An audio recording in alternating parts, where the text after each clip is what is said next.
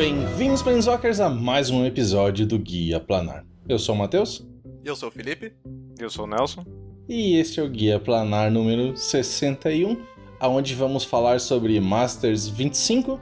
É o set que, segundo a Wizards, ficou 25 anos sendo feito e levou 25 segundos para nos decepcionar. Além disso, tem mais uma coisa, que ele tem mais cartas icônicas do que o Iconic Masters. Isso. Tá tudo errado. Tá tudo errado. Eu não achei tão ruim assim o Master 25. Pra draftar ele deve ser legal. Foda-se o draft, talvez. o que importa é reprint.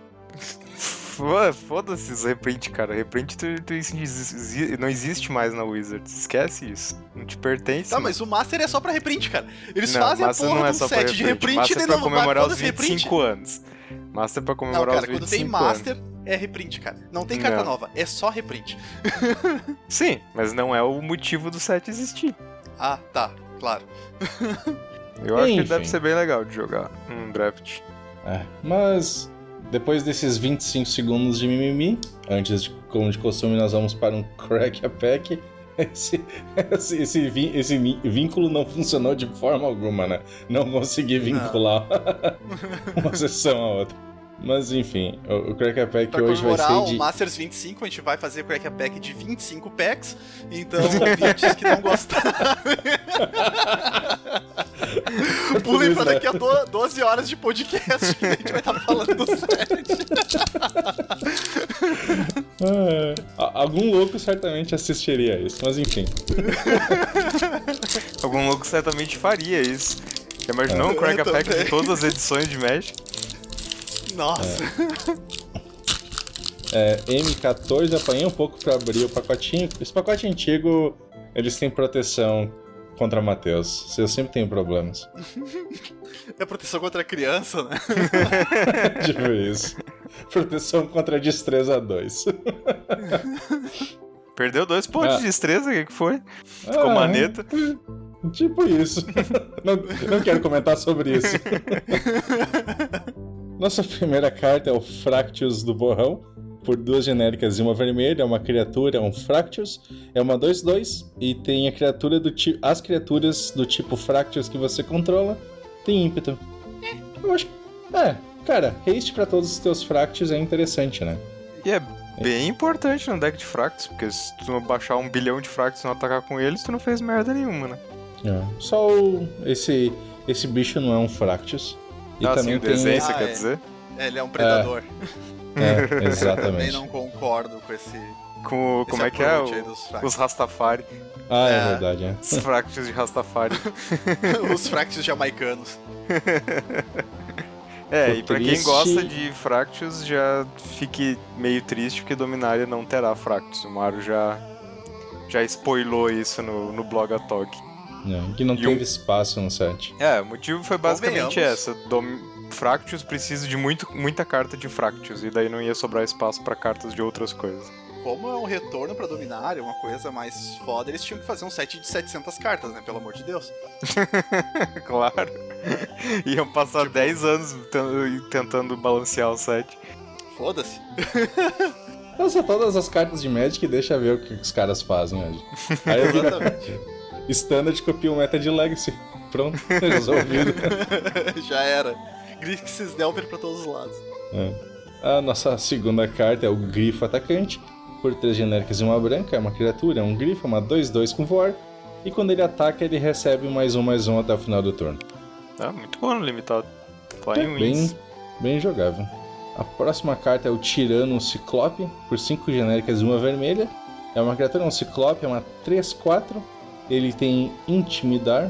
Lembrando que Intimidar é diferente de Ameaçar. Intimidar é a mecânica antiga, onde ela só pode ser bloqueada por criaturas artefato ou criaturas que compartilham uma cor com ela. E ele também não pode bloquear criaturas com poder menor ou igual a 2. Porque passam pelo meio das pernas dele. Tipo isso. Se anão tem bônus contra gigante, no D&D o gigante tem penalidade contra anão, nesse caso. A nossa próxima carta é o Mestre da Distração. Por 2 genéricas e 1 branca, é uma criatura, um humano batedor, é uma 2/2. E quando ele atacar, vira a criatura alvo que o jogador defensor controla. Essa habilidade é boa, cara. Muito Essa boa. habilidade de virar a criatura do cara É boa. Aí, ó, uma carta clássica. Aranha Gigante. Por 3 genéricas e uma verde, é uma criatura, uma aranha, uma 2/4 com alcance. Foi, infelizmente, a única carta que foi impressa em todos os sets até 2014. Podia ter sido... Eles fizeram meio que um pop quiz, um concurso, sei lá. E daí perguntaram pros jogadores, só tem 2 cartas que foram impressas em todos os sets, desde Alpha. Quais são? Aí era Aranha Gigante e Crescimento Desenfreado. E daí eles disseram que só uma ia continuar sendo. Aí todo mundo, tem que ser Crescimento Desenfreado, né? Óbvio, é carta super icônica do Magic. Não. Porque tem que ter um blocker pra Aves do Paraíso, né, cara? Lógico. A próxima carta é a Sombra da Asa Noturna. É uma 2/2 por 4 genéricas e uma preta. É uma criatura, uma sombra. Ela tem voar. E por 1 genérico e uma preta, Sombra da Asa Noturna recebe +1/+1 até o final do turno. Então é uma shade mais cara. É uma... Não sei como... uma cheat-aid, uma coisa assim, né? Cheat-aid, é.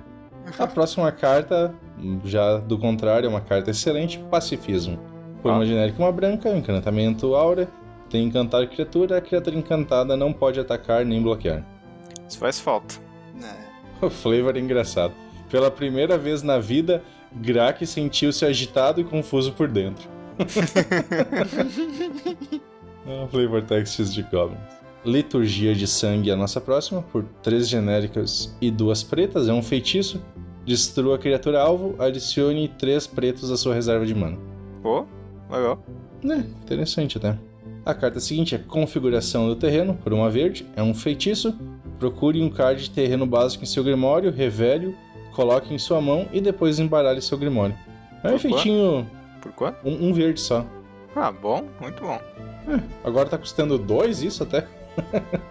Não, até teve vários sets que tiveram esse efeito com upside já. É verdade, sim, né? Tipo... Tem com energia, teve com Delirium, teve com... Não lembro qual é o nome daquela mecânica se uma criatura morreu nesse turno. Revolta? Não. Não, Revolta se saiu uma permanente do jogo. Mórbido, isso. Teve uma com Delirium, uma com Mórbido e uma com energia nos últimos tempos. A carta seguinte também é uma clássica, é Estiolar a Mente, por 2 genéricas e uma preta, é um feitiço. O jogador alvo descarta 2 cards. Não acho que vê muito jogo, mas enfim. Pra limitado é bom. Eu não sei se foi em M14 que os prós do limitado falavam que essa carta era muito boa, porque o set era muito baseado em card advantage, né? Então, como era uma 2/1 de graça, valia a pena.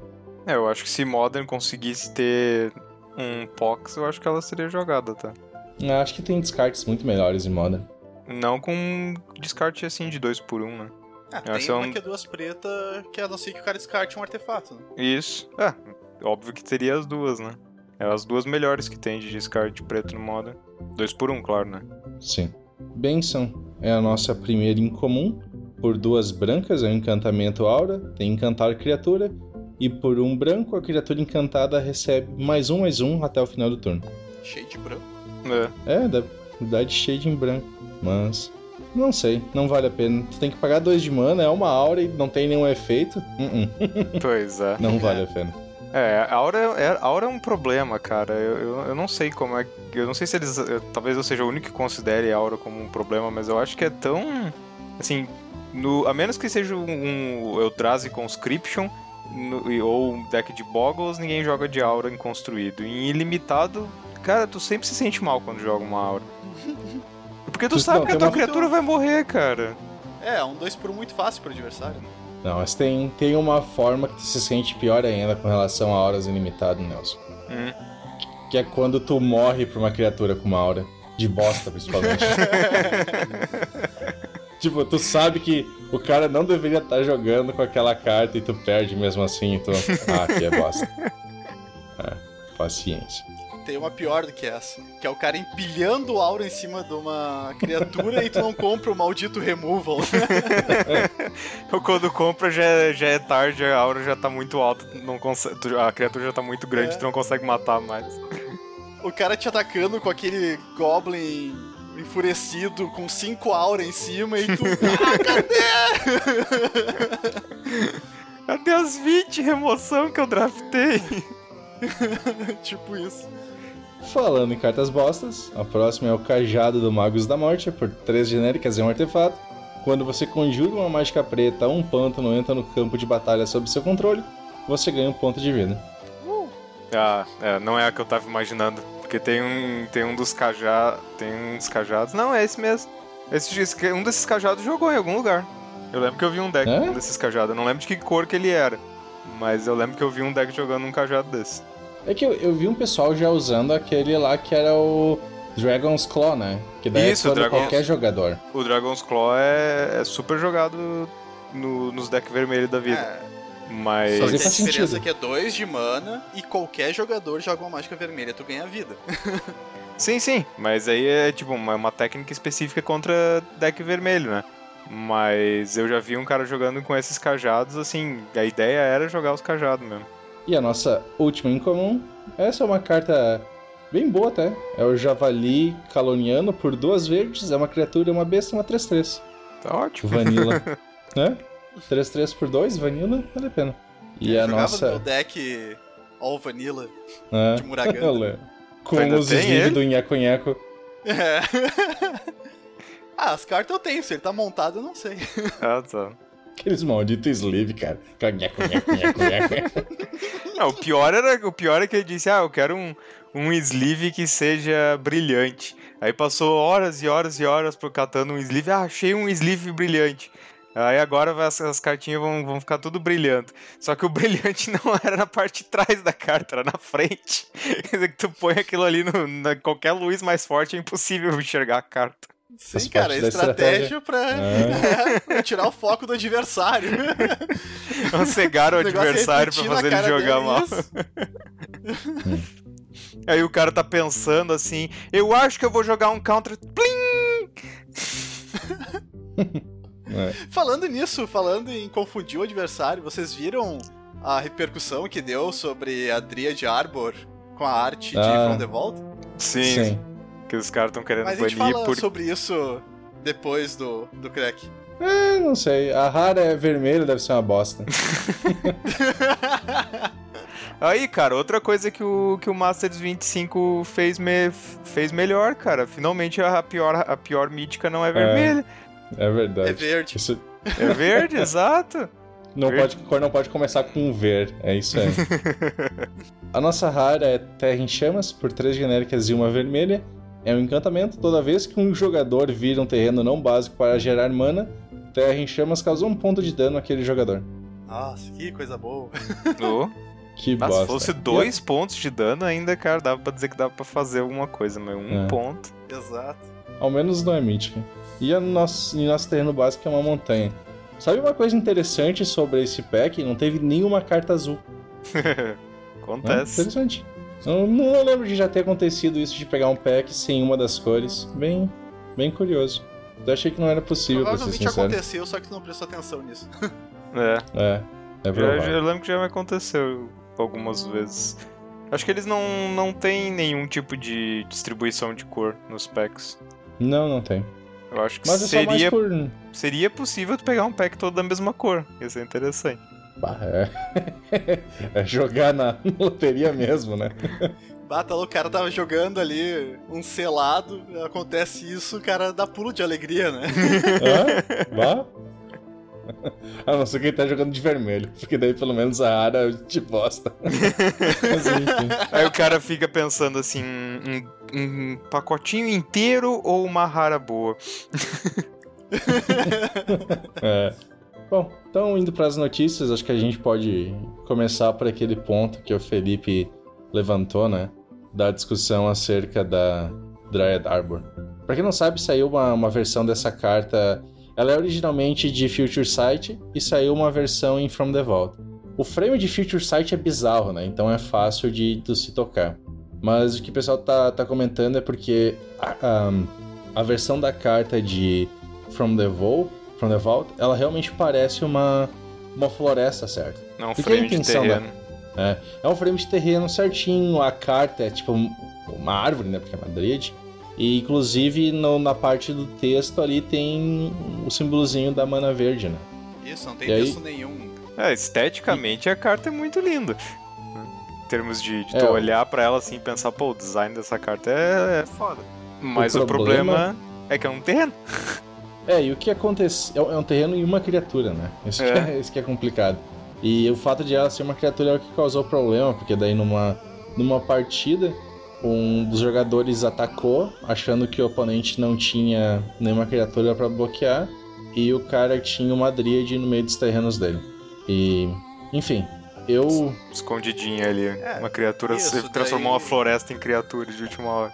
E daí, inclusive, ele até reclamou com o juiz, né? Falando, eu não teria atacado se eu tivesse visto que tinha uma criatura, não sei o quê. Ele induziu ao erro, mas o juiz falou, sinto muito, meu. Você tem que controlar o estado do jogo. Teve outro caso também que eu vi o pessoal comentando que...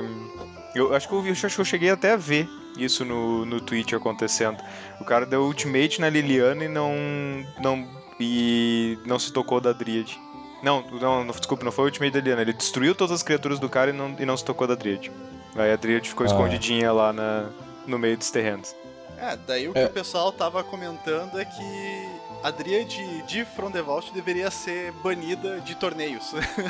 Então, porque vai ter jogadores que vão acabar usando essa versão pra tirar vantagem, justamente pelo fato de que pode confundir o adversário e o adversário não se dá conta que aquilo ali é uma criatura e não um terreno.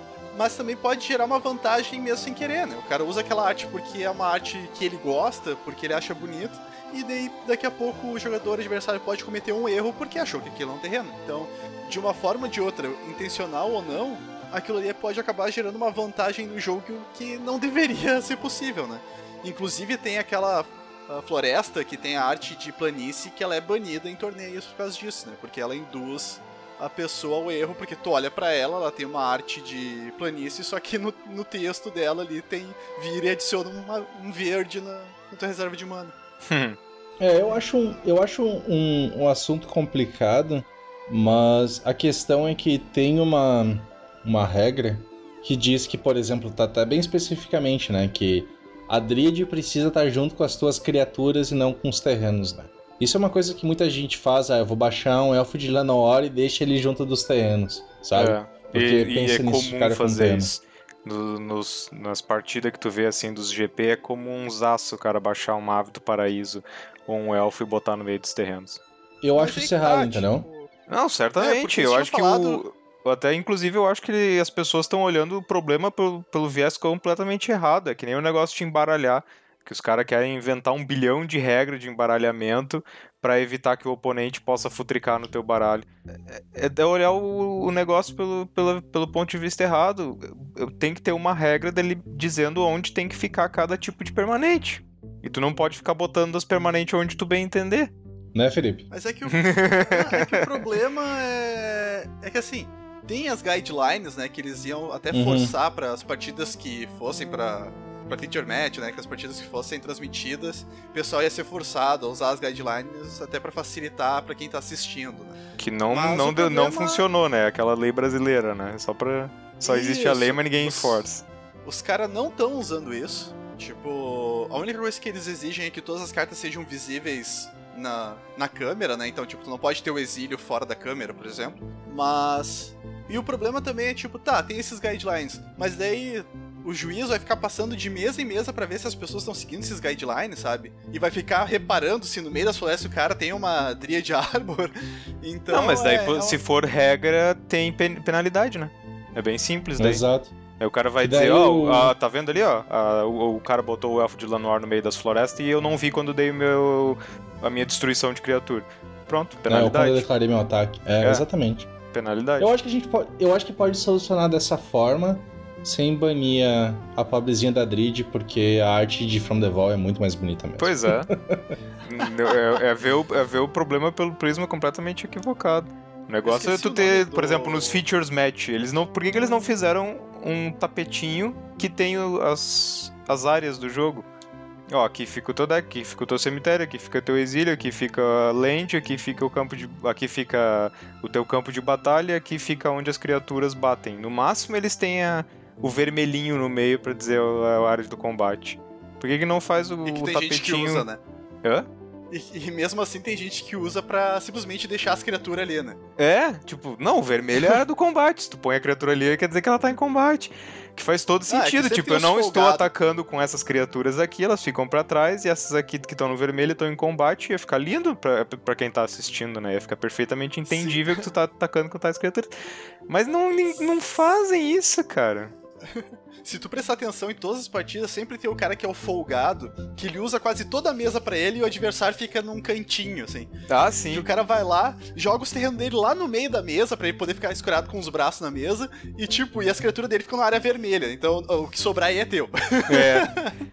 Ou então aqueles caras que as land dele fica fazendo cada uma tá num grau diferente, né? De rotação. Mas, cara, não sei, eu concordo em alguns aspectos com esse negócio de banir pela arte, até porque já tem precedente com a floresta que parece uma planície. Mas é que foi um erro, né? Aquele foi um erro específico, não foi?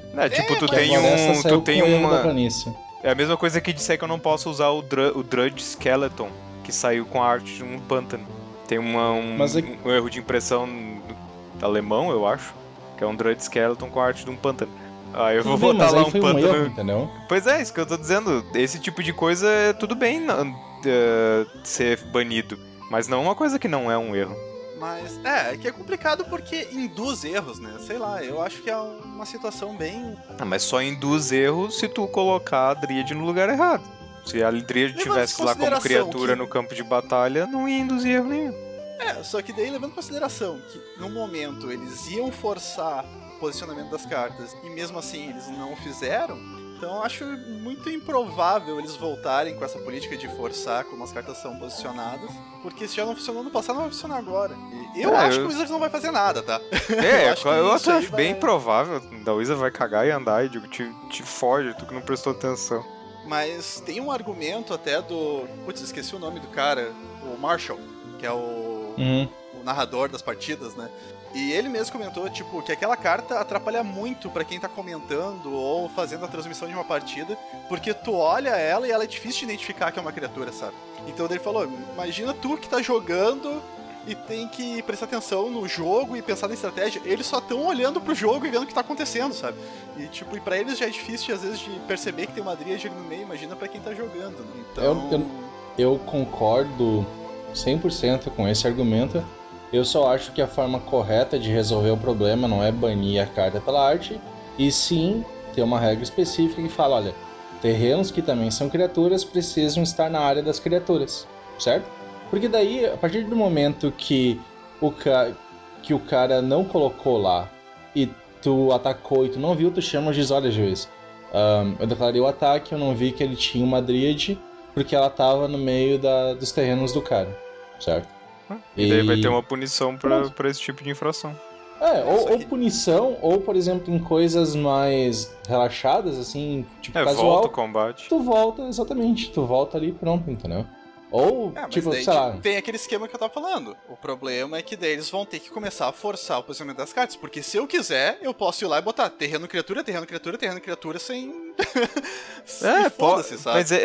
Mas é isso que eu tô dizendo. É aquelas coisas que parece óbvio que a Wizards não faz. A mesma coisa com embaralhar. Não é pra deixar a porra do oponente embaralhar o teu Grimório, porque se o cara sabe o mínimo de manipulação de carta, ele vai te dar todas as lentes todas as vezes.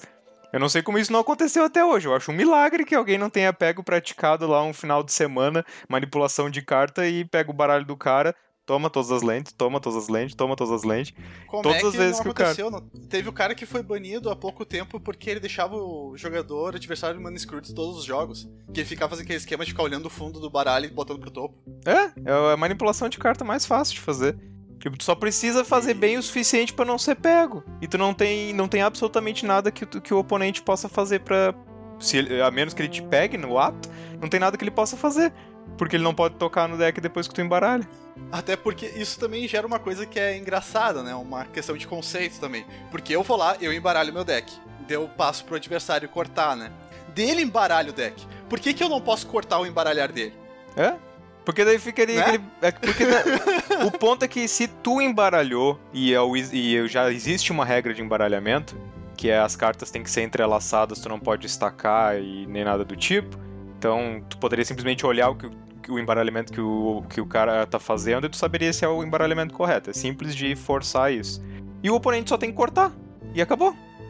Pro cara conseguir manipular essa situação, o cara tem que ser um mágico profissional, ele deveria estar ganhando dinheiro fazendo mágica e não jogando Magic. Magic é mais divertido. Entendeu? É muito difícil tu manipular um deck nessas condições. Então não... É muito simples de resolver, mas a Wizards não resolve. E eu só fico pensando, cara, se eu tivesse afim, eu ia lá e ganhava todos os jogos, porque o cara não quer comprar terreno. Falando em coisas simples que se tornaram complicadas, Jace Modern, grandes merdas. Cara, era aquilo que a gente já vinha dizendo há um bom tempo, né? Que o Jace podia ser desbanido porque o formato era muito rápido pra ele. Porque, exatamente. Cara, tipo, todo mundo tentou botar Jace no deck, tá ligado? Foi muito engraçado. Todo mundo tentou, não. Todo mundo botou Jace no deck. Mesmo deck que não tinha nada a ver. Exato. Tipo, era, sei lá, Death Shadow com Jace, era Burn com Jace, era Zul com Jace. Mas, cara, é aquela história, é o que eu vinha dizendo sempre. Não adianta tu colocar o Jace no turno 4 com um board limpo. Ele vai ser um brainstorm de 4 de mana. Só isso. Então, não adianta, cara. Não tem controle bom e eficaz o suficiente pra justificar um Jace. Então, na verdade, o que aconteceu? Que dá pra ver, assim, o que tá acontecendo no mall agora. O pessoal tentou ir pra essa coisa mais controle mid-late game, assim, pra botar o Jace no baralho. E os decks puramente agro tão ganhando de tudo, porque, tipo, o Zul voltou. Porque, cara, se tu vai tentar ser lento, então eu vou tentar te ganhar no turno 3 antes de tu poder ter a chance de botar um Jace em jogo. Então, não adianta, cara. O Jace, ele é forte como carta por si só, ele é muito forte. Mas ele é bom em qualquer formato? Não. E o Modern não é um formato onde ele vai ser bom. Assim, e o único deck que poderia... O único deck que poderia colocar ele tranquilamente é o deck que já tem de azul e branco controle, né? Esse aí era tranquilo, porque tu já tinha um 4 de mana Brainstorm. Agora tu tem um melhor. Não, mas aí que tá. Mas o W Control, ele era um deck bom, mas ele não era um deck top tier, assim. E não é por causa do Jace que ele vai virar isso, entendeu? Não, mas, então, tem um deck que sim, vai querer o Jace, mas não é enfiar o Jace em todos os decks que vai funcionar como o pessoal achou que é. E tem um aspecto também que o W Control, ele acabou virando Jeskai tempo justamente porque ele não era rápido o suficiente. Então, mesmo tendo todo o controle e tal, chegava num ponto que acabava o teu gás e tu acabava perdendo. Então eles acabaram transformando um deck tempo com o Geist pra conseguir ganhar. Então, tipo... Não, entendeu? Não o Geist é uma condição de vitória fodástica também, né? Não tem porque não jogar com ele. Mas, entendeu? Era... O deck, quando era puramente controle, ele não era bom o suficiente. Foi quando ele virou tempo que ele ficou bom. Então, e o Jace não é uma carta pra tempo. É uma carta pra controle. Então, não... Acabou que o que veio como remédio pro Jace foi muito melhor do que o Jace, que é o Elfo. O Elfo tá muito mais relevante do que ele. Uhum. Conforme esperado, cara, né? O Elfo é muito bom em Jund. Sim, com certeza. E, cara, o Elfo tá jogando em Zul. Porque, tipo, tu jogar um Elfo que já bate no mesmo turno e revelar um Guide ou revelar um Goif, tá valendo, sabe? É um card de advantage que um deck agro não tem. Mas esse mesmo argumento do Jace eu uso pra Gaga, cara. A Gaga, ela pode ser desbanida no Modern que ela não vai impactar o formato, cara. Porque não, mas no turno eu acho 3, que a Gaga é o mesmo argumento do pod. Acho que a Gaga é o mesmo argumento do pod. Eles não vão conseguir fazer... é uma carta que impeça que eles façam artefatos, equipamentos melhores. Tá, mas eles agora... não vão fazer nada melhor que as espadas. Isso, eu tenho um argumento pra isso. Desde que saíram JIT as espadas, me diz um artefato que foi melhor que eles. Verdade, tem, tá mas mesmo um problema diferente. Não sei. Se o argumento vai funcionar no futuro ou não, eu não sei, mas esse é o argumento atual dele. Agora tu pode dizer, mas eles nunca querem... Daí tu bane a Gaga se isso acontecer de vir um equipamento que seja bom demais pro formato. Mas eles preferem não ter que ter esse trabalho, já deixar banido e pronto. É que o problema da Gaga é que ela foi banida no Extend, assim como era o Jace, e é aquela coisa, faltava culhão pra desbanir. E cara, de jogar um Battery School no turno 3 não é relevante. Até porque a Gaga tem que estar viva. Então, tipo, tu vai jogar um turno 1 que tu vai fazer alguma coisa, tu vai jogar um turno 2 onde tu vai baixar a Gaga e não vai fazer porra nenhuma, e no turno 3, se tudo der certo, se a Gaga ainda estiver em jogo, tu baixa o Battery School. Então, e que o Tolkien morre pra qualquer peido, né? Qualquer coisa mata ele. Tu pode usar Path, tu pode usar Fatal Push, pode usar Decay, tu pode usar o que quiser pra matar o Tolkien. Então, cara, a Gaga não impacta o formato. Então a Gaga é uma outra carta que eles podiam desbanir sem ter estresse nenhum. Eu concordo. Eu não discordo, mas eu também acho que o argumento deles é válido. De, não vou ter o trabalho de ter que ficar me preocupando com a Gaga se eu quiser criar uma outra espada. Então, eles tipo, já falaram se que não eles faz testam verão... Modern, então foda-se. Mas eles têm... Agora vai ter alguém que teste, né? Agora tem aquele Play Design... Play Design? Acho que é esse o nome, nunca lembro. Uhum. Que teoricamente vai se preocupar com os formatos eternos, né? Acho que não. Eu acho até que o ponto deles é garantir um standard saudável e que não tem alguma coisa completamente busted pra formatos que não rotam. Então. Mas tipo, eles não vão testar. Não vão testar profundamente. Não foi meu ponto. Meu ponto é o cara lançar, tipo, sei lá, o cara dá um jeito de lançar outro Splinter Twin. Daí os caras vão olhar e dizer, você sabe que isso aqui é banido, né? Entendeu? Mas aí que tá, cara. Hoje eles têm um threshold muito simples pra seguir. Esse equipamento é melhor que alguma das espadas? Então tem que arrumar. É pior? Então pode lançar. Pronto, cara. Mas tem outros tipos de equipamento, tipo o Skull Clamp. Tem outros tipos de poder que não é só... Mas isso nunca mais vai acontecer. Mas o Skull Clamp foi 100% cagada. O Skull Clamp foi 100% cagada. Foi isso que eu tô dizendo, cara. O Skull Clamp foi 100% cagada. As espadas foram feitas pra ser fortes. Eles olharam pra carta e disseram, ela é forte. O Skull Clamp foi cagada. Mas em teoria não é mais pra acontecer o que acontecia antes, dos caras fazerem um teste, olhar pra carta e pensar, não, ela é muito ruim, vamos melhorar e lançar, sem testar de novo. Isso não é mais pra acontecer, né? Cagada, tu sempre pode contar com a cagada, velho. Tu sempre pode contar com a cagada. Enfim, falando em cagada, vamos começar a falar sobre Masters 25, certo? O Matheus hoje tá tentando de todas as formas. E não só isso, né? O Matheus tá... Que foi, Matheus? Tu ficou bravo porque o nosso podcast não tinha ligação uma coisa com a outra e agora você tá forçando a barra em todas as ligações. Isso aí, cara. Tem que parecer que é planejado. Tá. Não, eu concordo com o Matheus. O Master foi bem meh. Assim, tá? Se fosse um set onde os pacotinhos custassem o valor padrão, seria um set excelente, mas como é um set onde as porra dos pacotes custam quase 50 pila, é uma droga, certo? 100%. Tem que ter contexto. O problema maior é o custo dos pacotinhos, porque as cartas até seriam legal, tipo, sair draftando isso aí normalmente como se fosse um set de custo normal, draftaria horrores. Mas não vou jogar um almoço fora draftando o negócio, é muito caro demais. Acho que a gente pode começar falando sobre algumas cartas que agora são legais em Pauper, que esse eu acho um dos pontos mais positivos, na verdade, desses Masters, que eles acabam colocando mais cartas no Pauper porque as cartas sofrem downshift, né? E vieram várias dessa vez legais. Do Pauper eu acho que foi o que mais saiu ganhando no Master 25. O único senão é a forma como essas cartas estão entrando no mall, né? Porque geralmente, eu não sei como é que vai ser com o Master 25, mas espero que não seja de novo pelos baús, né? Porque senão as cartas ficam muito caras porque só sai no baú. Nossa. Não, esse set vai sair no... Eu acho que vai ser draftável no mall, sim. Só que é $10 o pack, né? Isso que eu acho ridículo, velho. Tu pagar o mesmo preço do negócio online, do negócio físico, é muito ridículo. Cara, assim, imagina, por exemplo, assim, eu quero jogar uma partida de Overwatch, tá? Eu tenho que pagar $10 pra Blizzard pra jogar minha partida de Overwatch. É isso que acontece no mall, cara. Sério?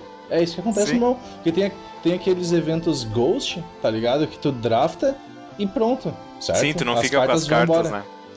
E são $10. Mesmo Já pensou isso? tu draftando um negócio, tu não ficando com as cartas, quer dizer, não tem nenhum argumento de dizer, tu pode usar as cartas depois pra jogar outra coisa, tu ainda vai ter que pagar pro negócio. Assim, cara, se tu coloca isso na tua cabeça, tu vê que o mall é uma proposta ridícula, cara. Imagina, Eu não reclamaria se pros outros fosse. jogos que tu joga. Eu não reclamaria se fosse grátis, sabe? Sim. Tipo, Mas isso é uma proposta. Não, eu tô dizendo, grátis. tu tem que pagar $10 pra entrar no mall, entendeu?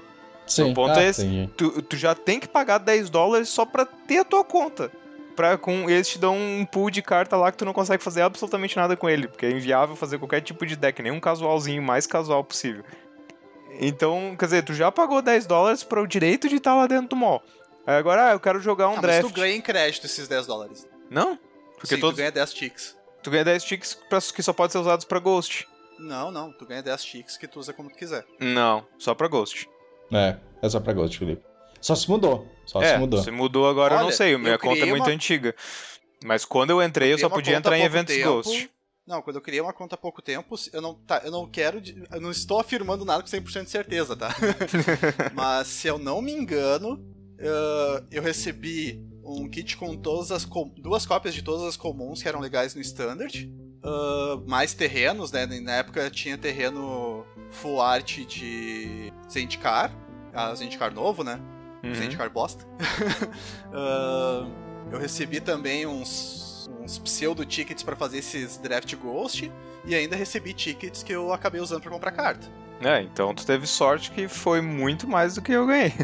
Porque eu não ganhei 2x de todas as comuns, eu ganhei, parecia que era aleatório, assim, das cartas aleatório, e ganhei só, tipo, tu tem direito a fazer, acho que era 5 drafts Ghost de iniciante. Tem mais, não é só Ghost, é Ghost, tem mais um requisito, que é tipo, é só os Ghost de gente que acabou de se cadastrar, coisa do tipo, sabe? Não era qualquer Ghost que tu pode entrar.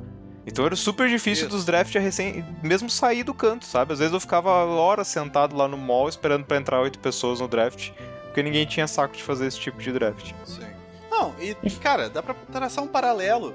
Tipo, tudo bem, que tem os torneios, tem esse tipo de evento, pode se classificar pra um Pro Tour e tal. Mas tu faz um paralelo com Hearthstone ou com Eternal. Tipo, tu joga o jogo de graça. E tu pode grindar à vontade pra continuar, pra pegar todas as cartas que tu quiser e ficar jogando de graça, sabe? E a parte mais importante, tu paga pelas cartas. Tu não paga pela partida. No mall tu tem que pagar pela partida. Isso que eu acho ridículo, tá ligado? Isso é verdade. Eu já tenho as cartas, eu tenho o deck pronto, paguei por ele, agora eu quero jogar. Então paga mais um pouquinho. Mas é que tu for pensar, é a mesma coisa que tu faz quando tu vai no FNM. Tu já pagou pelo teu deck e tu tá pagando a inscrição do FNM pra tu poder jogar Magic. Mas o FNM é diferente, porque tu tá num local físico que o cara tem que pagar o aluguel, o cara tem que pagar a energia, o cara tá te dando o local com ar-condicionado, com não sei o que pra tu jogar. Tu tá recebendo alguma coisa pelo serviço, entendeu? Mas Mas FNM geralmente tu vai jogar pelo quê? Por causa da carta promo. E quando tu joga, sei lá, uma liga, ou um torneio, uma fila, qualquer coisa, tu vai ter a premiação do torneio se tu for bem, sabe? Então, eu entendo tu pagar mas pro é que é draft tudo virtual, entendeu? O problema é o bem que eu tô ganhando real ou virtual. E o bem virtual não tem custo de produção. Então acho sacana tu me cobrar o mesmo custo por um bem virtual que tu não tem o mesmo custo de produção no bem real. Mas é que daí entra aquele aspecto do por que um jogo digital tem o mesmo preço de um jogo físico nos videogames. Que é pra um mercado não canibalizar o outro, sabe? Porque se o jogo físico tiver o mesmo preço que um jogo digital, ou melhor, um preço mais alto que um jogo digital, as pessoas vão parar de comprar jogo físico e vão passar a comprar só o digital, que o Matheus ficaria feliz. E com isso um mercado de jogo físico morreria, sabe? Eu concordo pra jogo, mas não tanto pra Magic, porque Magic tem um fator coleção muito mais forte do que jogo, né? Então, mas, cara, as pessoas valorizam a coleção digital delas. Bom, mas não é a norma daí, né? Tipo, a cartinha, olha, cara, antes de eu jogar Magic, eu colecionava carta de Magic. Eu só tinha as cartinhas, mas não sabia nem jogar. Nunca li nenhum manual, mas tinha um monte de cartinha. É que tem um aspecto também que a gente tem que levar em consideração, que o Maul não precisa ter lógica, mano. Oi? Cara, se fosse pela lógica, ninguém usaria o Maul. Ah, sim. Porque, cara, aquilo é ruim demais. As pessoas só jogam e aceitam usar aquela merda porque são viciadas em Magic, porque gostam muito do jogo. Então, tipo, as pessoas aceitam pagar pra jogar, aceitam usar aquele software podre pra caralho, porque gostam de Magic, cara. Porque se não fosse por isso, porque se porque se o muitas Maul pessoas fosse não têm offline- opção, né? Só tem o Maul, não tem como jogar ao vivo. Não, e não só isso, e também porque é prático. Tipo, eu tô em casa de madrugada sem nada pra fazer. Vou jogar aqui uma partidinha, sabe? É prático, eu vou jogar uma liga, eu vou... tá ali, sabe? Tu não precisa, eu tenho que ir em tal horário na loja pra poder jogar um torneio. Tem que ou então interagir com juntar todos os meus pessoas. amigos. Não só isso, mas eu tenho que achar um tempo disponível pra juntar meus amigos pra gente jogar uma partida.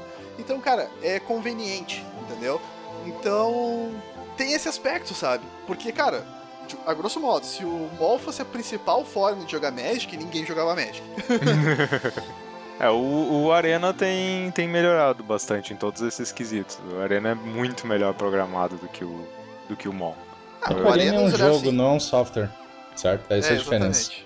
Acho que a gente pode Exatamente. sair dessa tangente e voltar pra Masters 25. Tá, Pauper. Pauper foi legal. Pauper ganhou um monte de coisa em Master 25. O que Pauper ganhou? Isso, caralho. Esse é o maior parêntese da história do podcast. Provavelmente não. 2 horas depois, tá, pessoal, a gente não vai falar de massas, a gente vai falar no próximo episódio. Tipo isso. Mas, deixa eu falar então do Pauper, já que eu sou o cara mais envolvido com o formato, né? A gente teve bastante cartas que se tornaram comuns e com isso entraram no Pauper, mas a gente separou só as que são mais relevantes e que podem ver jogo, porque muitas delas são, sabe? Mais uma carta comum, mas ele só virou comum por causa do limitado e não porque é relevante no Pauper. Mas a primeira carta é o Fencing Ace, é um humano soldado por uma branca e uma qualquer.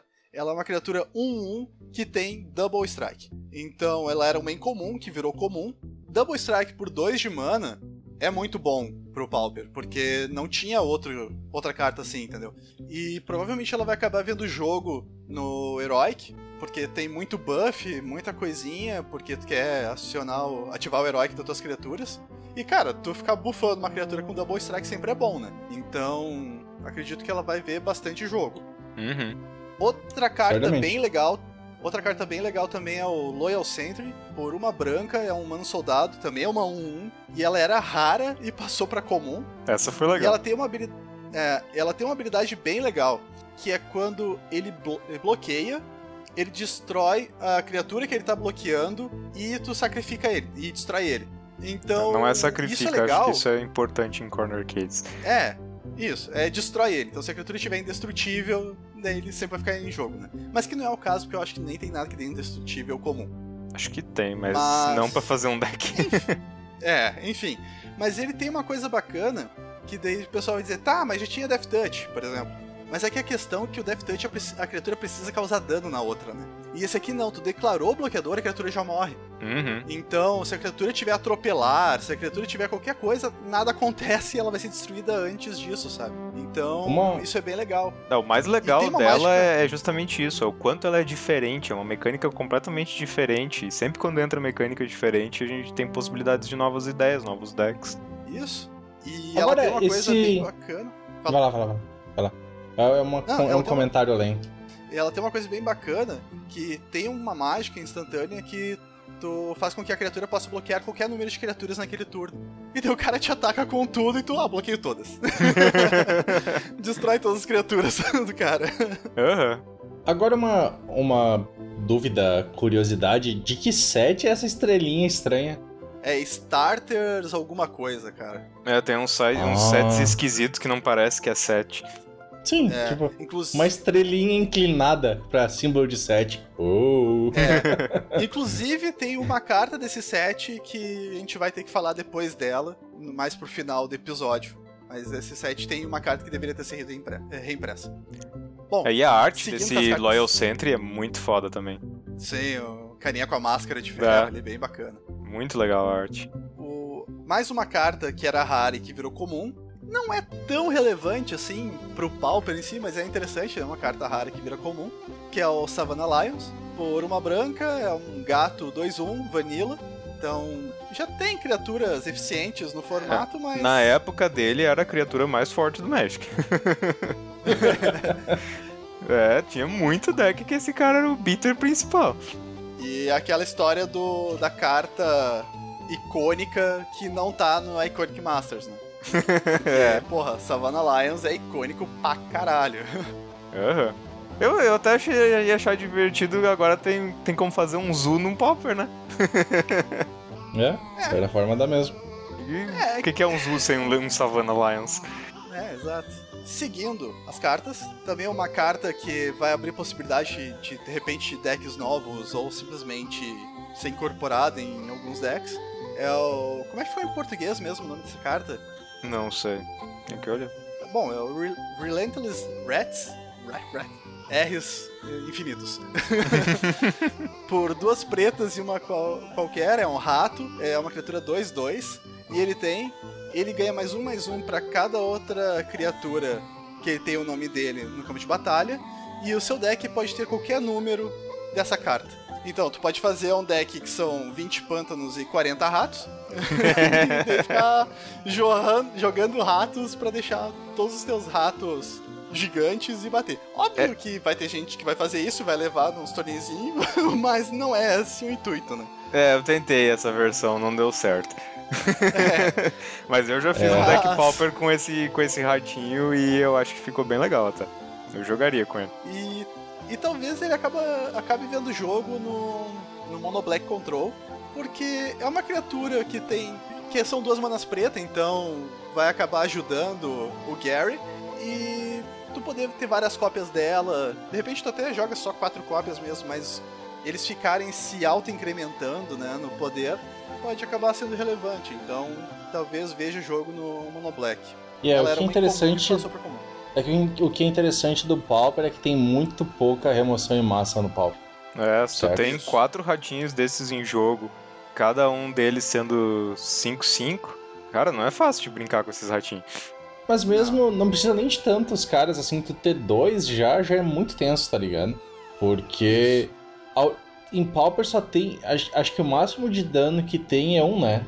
Tipo, Piroclasma não tem em Pauper, certo? Não, mas tem uma carta vermelha, tem o Mártir vermelho, que daí tu revela cartas vermelhas da mão e ele dá dano em todas as criaturas igual as cartas reveladas. Mas é o Piroclasma do formato, assim, porque senão é tudo -1/-1, ou 1 de dano em tudo. E que já sobrevive por si só, né? O ratinho não é nenhum. Exatamente. Isso. Ele dá trabalho. Até porque, se for pensar, uma das principais remoções é... Esqueci o nome da carta, um preto dá -2/-2. Disfigure? Isso. Então... Tem vários que fazem isso. Tu tem 2 desses e já não pega mais. Eu acho que certamente vai ter um deckzinho de ratinhos. Eu já fiz uma versão minha, tô esperando a internet melhorá-la. Mas certamente vai ter um deckzinho com eles. 2 cartas pro Goblins, então eu fico feliz. Um é o Frenzied Goblin, por uma vermelha é um Goblin Berserk, ou um Goblin Amok. E quando ele ataca, você pode pagar uma vermelha e se você o fizer, a criatura alvo não ataca esse turno. Eu odeio essa carta no mall, porque toda vez que tu ataca com ele, ele pergunta: quer pagar um vermelho pra fazer uma criatura não bloquear, mesmo se não tem criaturas adversárias pra bloquear, que daí tu tem que dar alvo numa tua, sabe? Tipo, é porque tu tem que dar alvo e depois dizer que tu não vai pagar. Isso, exatamente. E daí, o mall é muito bem programado. Então, é uma carta interessante, porque tu pode tirar um bloqueador grande da frente dos teus goblinzinhos. Então, é relevante. Claro, não vai ser 4x num deck, mas pode ser 2 cópias, ou uma cópia no main, outra cópia no side. É uma carta que provavelmente vai ver jogo no Goblins. E outra carta que também saiu pra Goblins, que daí é a minha alegria suprema, que é o Hordling Outburst, por 2 vermelhas e uma qualquer. É um feitiço. Crie 3 cópias, 1/1. Que é isso? É meus cachorros. Tô tentando expulsar eles do quarto. Tá. Pronto, pode ir. Crie 3 cópias de Goblin 1/1 vermelho. 3 cópias, 3 fichas. 3 cópias de Goblin. É a carta mais forte de todo o match. 3 fichas, isso aí. 3 fichas de Goblin 1/1 vermelho. Isso aí. Então, já tem o Foundry Street Denizen, que daí recebe +1/+1 pra cada criatura vermelha, que é +1/+0 pra cada criatura. Daí tem os Goblinzinho, que tu sacrifica Goblin pra dar +1/+1 pros teus Goblin, então ajuda a proteger de coisas como os Mass Removal, né, que dão 1 de dano em tudo. Então, cara, essa cartinha é boa. Era uma carta que eu sempre ficava com pena que eu olhava pra ela. Por que isso é incomum? Agora vou poder botar no deck, eu tenho que conseguir 4x foil. Sim, ele tem um deck de Outra Goblin Pauper todo foil. Sim, 100% foil. A única carta não foil no deck é o Mog alguma coisa que só saiu em Tempestade, eu acho. Que daí não existe foil. Daí é a única carta que eu tenho que é não foil no deck. Não, então tu não é pimp suficiente, porque se não tem foil, tu tem que mandar fazer. Pega aqueles caras que faz Altered e manda fazer um Altered Foil do Mog. É que o Felipe é parceiro daquele modo de pensamento que diz que a forma mais fácil de ganhar Magic é jogar dinheiro no deck. Isso aí. Como não tem como jogar mais dinheiro no deck Pauper. Isso. Eu compro foil. Sabe, a próxima etapa, Felipe, é tu pegar todos os teus terrenos de serem foils de Unstable. Aham. É. Aí, meu amigo, cara, na verdade a próxima etapa é uma etapa assim, ó, que, cara, me dói muito, mas um dia eu vou ter que concluí-la, que os meus raios são os raios do deck Fire e alguma coisa. Ah, sim, Fire and Ice. E deve ter os raios de juiz, que são frame antigo foil. Aquela merda é $200 cada. Não. Tu tem que comprar aquelas land que tem o desenhozinho de um relógio em volta. Mas elas não são foil. As gurus não são foil. Mas são mais caras que qualquer outra lente. Não, os terrenos foil do meu deck Goblins é temático, porque são de investida e são umas montanhas que tem as caverninhas dos Goblins. Ah, sim. Porque esse terreno não é legal. Porque investida vermelho era Tribal Goblin, né? Uhum. Daí meus terrenos foil são daqueles. Próxima carta também, para minha alegria, e que essa merda tem que ser reimpressa no Standard pra ser legal no Modern. Pilhagem. Também com uma arte fodástica. Por 2 vermelhas e uma qualquer, é um feitiço, destrói o artefato ou terreno-alvo, ele não pode ser regenerado. Cara, essa carta precisa existir no Modern. Ela, falando em Pauper, no Pauper ela vai ser jogada porque ela é um ótimo hoser para Tron. Ela é interessante contra Affinity, porque tu pode atacar a base de mana do Affinity, como qualquer outra destruição de artefato, mas tu também pode destruir as criaturas dele. E uma carta que é versátil, que pode atacar tanto Affinity como Tron, é bem interessante, até porque no Tron tu pode atacar os terrenos e também os artefatos dele, que são a base pro deck funcionar. Então essa carta com certeza vai ver jogo no Pauper, principalmente em sideboard. Ah, ela vai criar um deck vermelho destruição de terreno? Não vai. Mas falando no Modern, essa carta precisa ser impressa pra sair no Modern, cara, porque precisa de uma carta dessa, versátil desse jeito, pra jogar no sideboard, mano. Não, Felipe, só tu quer essa carta no Modern, cara. É só tu que quer fazer um deck de destruição no terreno Modern e daí todas as destruições são 4 de mana. É só tu que tem essa tristeza, velho. Ninguém no mundo mais tem. Não, cara. E o pior é que não é nem pra jogar, porque tem Molten Rain e tem Stone Rain, que são 3 de mana. Mas é que justamente é a questão de ela ser versátil, sabe? Mas poder destruir artefato também. Mas isso é o que saiu de interessante pro Pauper.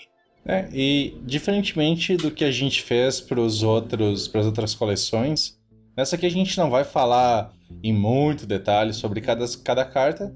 A gente vai principalmente listar, porque como é uma coleção de reprint, quais são os reprints mais importantes que saíram aqui, né?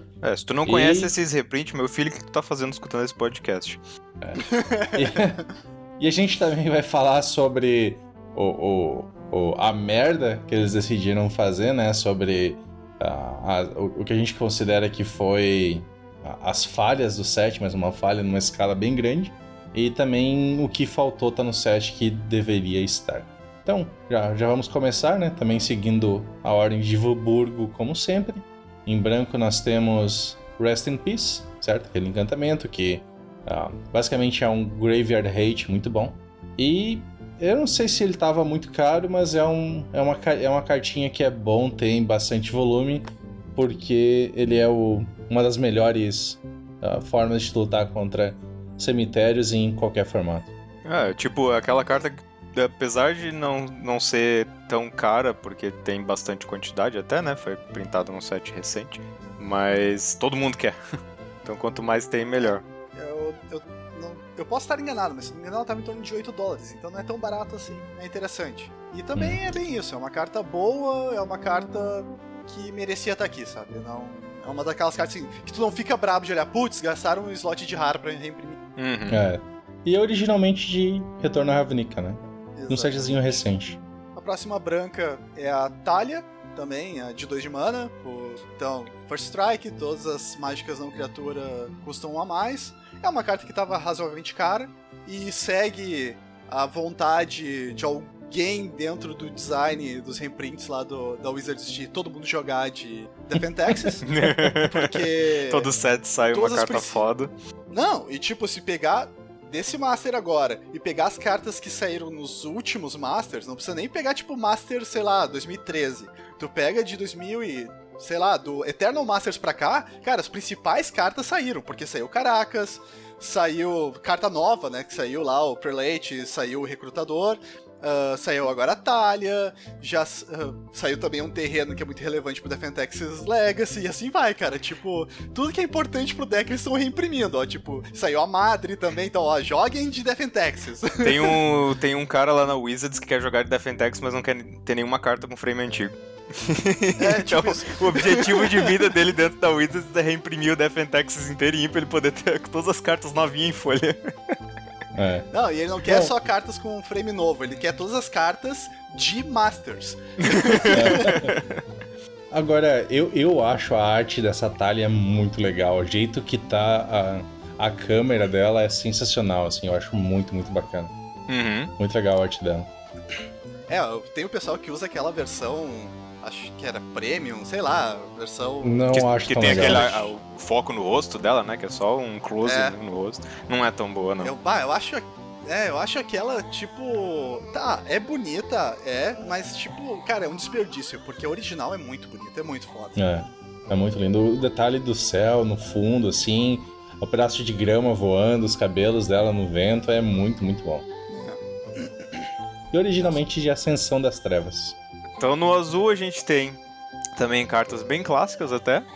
Curse Catcher, o Merfolk que tu pode sacrificar para dar counter instantâneo em feitiço, que é muito jogado nos decks de Merfolk. Merfolk é um dos decks mais baratinhos de todos os formatos, então é uma carta bem procurada.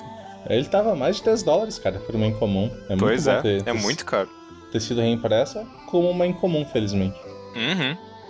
Não tinha como justificar ele ser raro, velho. Impossível. Não dava. Não duvide! Não tinha como. Mas tá. O Jace, não tem o que falar, né? Todo mundo já sabe. Foi o motivo dele ter sido desbanido, foi porque foi reprintado. Segundo as más línguas. Tá na caixa do set, tá no booster do set. Então comprem batom. Uma outra carta que é o único counter spell de graça em Modern, né? O Pact of Negation. Finalmente foi reimpresso, tava bem carinho. E é bom ele ter saído porque é uma carta realmente útil, né? O que é um saco, porque tu nunca espera o Pact of Negation no deck de combo, né? Tu sempre toma na bunda por causa disso. You never expect the Spanish Inquisition. Mas e o legal é que mantiveram como rara, né? Exatamente. Mas o Flavor Text é muito bom. Aqueles que esperam traição a cada curva raramente são desapontados. É isso aí, cara. Ninguém espera a Inquisição. Eu gostaria, na verdade, que todos os pactos fossem reimpressos, porque eu acho que eles são cartas legais pra fazer decks. São build around me interessantes. Exceto esse, obviamente. Os únicos 2 que prestam eles reimprimiram, o resto é tudo rola, cara. Então tá valendo. Spike maldito. Outra carta. Mas, cara, o set de reprint, cara, tem que ser carta boa, não é tipo maldito. Reprint dos dragões que são tudo bosta, entendeu? Pô, os dragões de Kamigawa são massa pra caralho, Spike maldito. Tem um jeito de estar errado. Só não estou. Outra carta também relevante que foi reimpressa, mas eu nunca vou aceitar aquela reimpressa como mítica, que é o Clique. Vendillion Clique, que é a fadinha que tolhe a mão de um jogador e pode tirar uma carta da mão e comprar, e aquele jogador compra outra. Cara, ela joga no Modern, joga no Legacy, é boa pra caramba, é sempre cara, só que eu não consigo aceitar ela ser mítica. Eu acho que no outro Master daquelas... ela era rara ou era mítica? Não, mítica. Era mítica. Ela sempre foi reimpressa como mítica nos Masters. E eu não consigo aceitar isso. Em nenhum Master eu vou aceitar isso. E segue o baile. Eu sinceramente cartas, não assim, sei. tipo... Ela não tem um valor de reprint tão alto, né? Que eles falam do valor de reprint. De a Wizards vai reprintar uma carta que todo mundo quer pra vender o set. Como foi o Jace. Eu não vejo ela tendo esse valor de reprint todo pra ser mítica. Ela é cara, mas ela entra naquele grupo de cartas assim do... A Wizards não se importa com o mercado secundário. O Vendillion Clique. Mas assim, se tu parar pra pensar, em questão de números, as míticas só são 2 vezes mais raras do que as raras. Não é um número assim tão mais inferior, certo? Não é 8 vezes menos míticas que estão entrando no mercado. É apenas 2 vezes menos míticas, né? E o Vendillion Clique, não sei. Eu acho que ele tem um efeito meio... importante. Ele é uma carta que pra mim não me incomoda ser mítica porque ele vem de uma época onde não existiam míticas. O que me incomoda são cartas raras serem impressas como míticas depois da raridade de mítica rara já existir. Mas como o Clique vem de antes dessa época, não me incomoda muito. Eu só não vejo necessidade ainda dele ser mítica, nesse sentido do valor de reprint. Ele não é uma carta que vem de 7, que os caras vão comprar bilhões e bilhões de boxes porque eu preciso ter 4 cliques, entendeu? Uhum. É a mesma coisa com a próxima, o Phyrexian Obliterator. É uma carta foda, é uma carta super legal de jogar no casual e até às vezes de vez em quando no construído, mas não precisa ser mítica. Rara era mais que o suficiente. É que eu acho que eles ficaram sem opção de botar no slot de mítica preta. Porque eles olharam assim, a gente não vai botar Griselbrand de novo. Eles tinham coisas melhores pra colocar, mas... tinha. Até o Griselbrand de novo tava aceitável, porque ele é carinho, de qualquer forma, e é super usado. Mas fazia tempo que o Obliterator não saía, sabe? Então não tá tão... Sim, ele só saiu uma vez. Ele nunca teve reprint do Obliterator. Mas não precisava ser mítico, entendeu? Não tinha motivo pra gastar um slot mítico com o Obliterator. Ser reimpresso, sim, é legal que seja, porque acho que ele até tava carinho. Apesar de ser aquelas cartas que tu não sabe porque é cara, porque ninguém usa, né?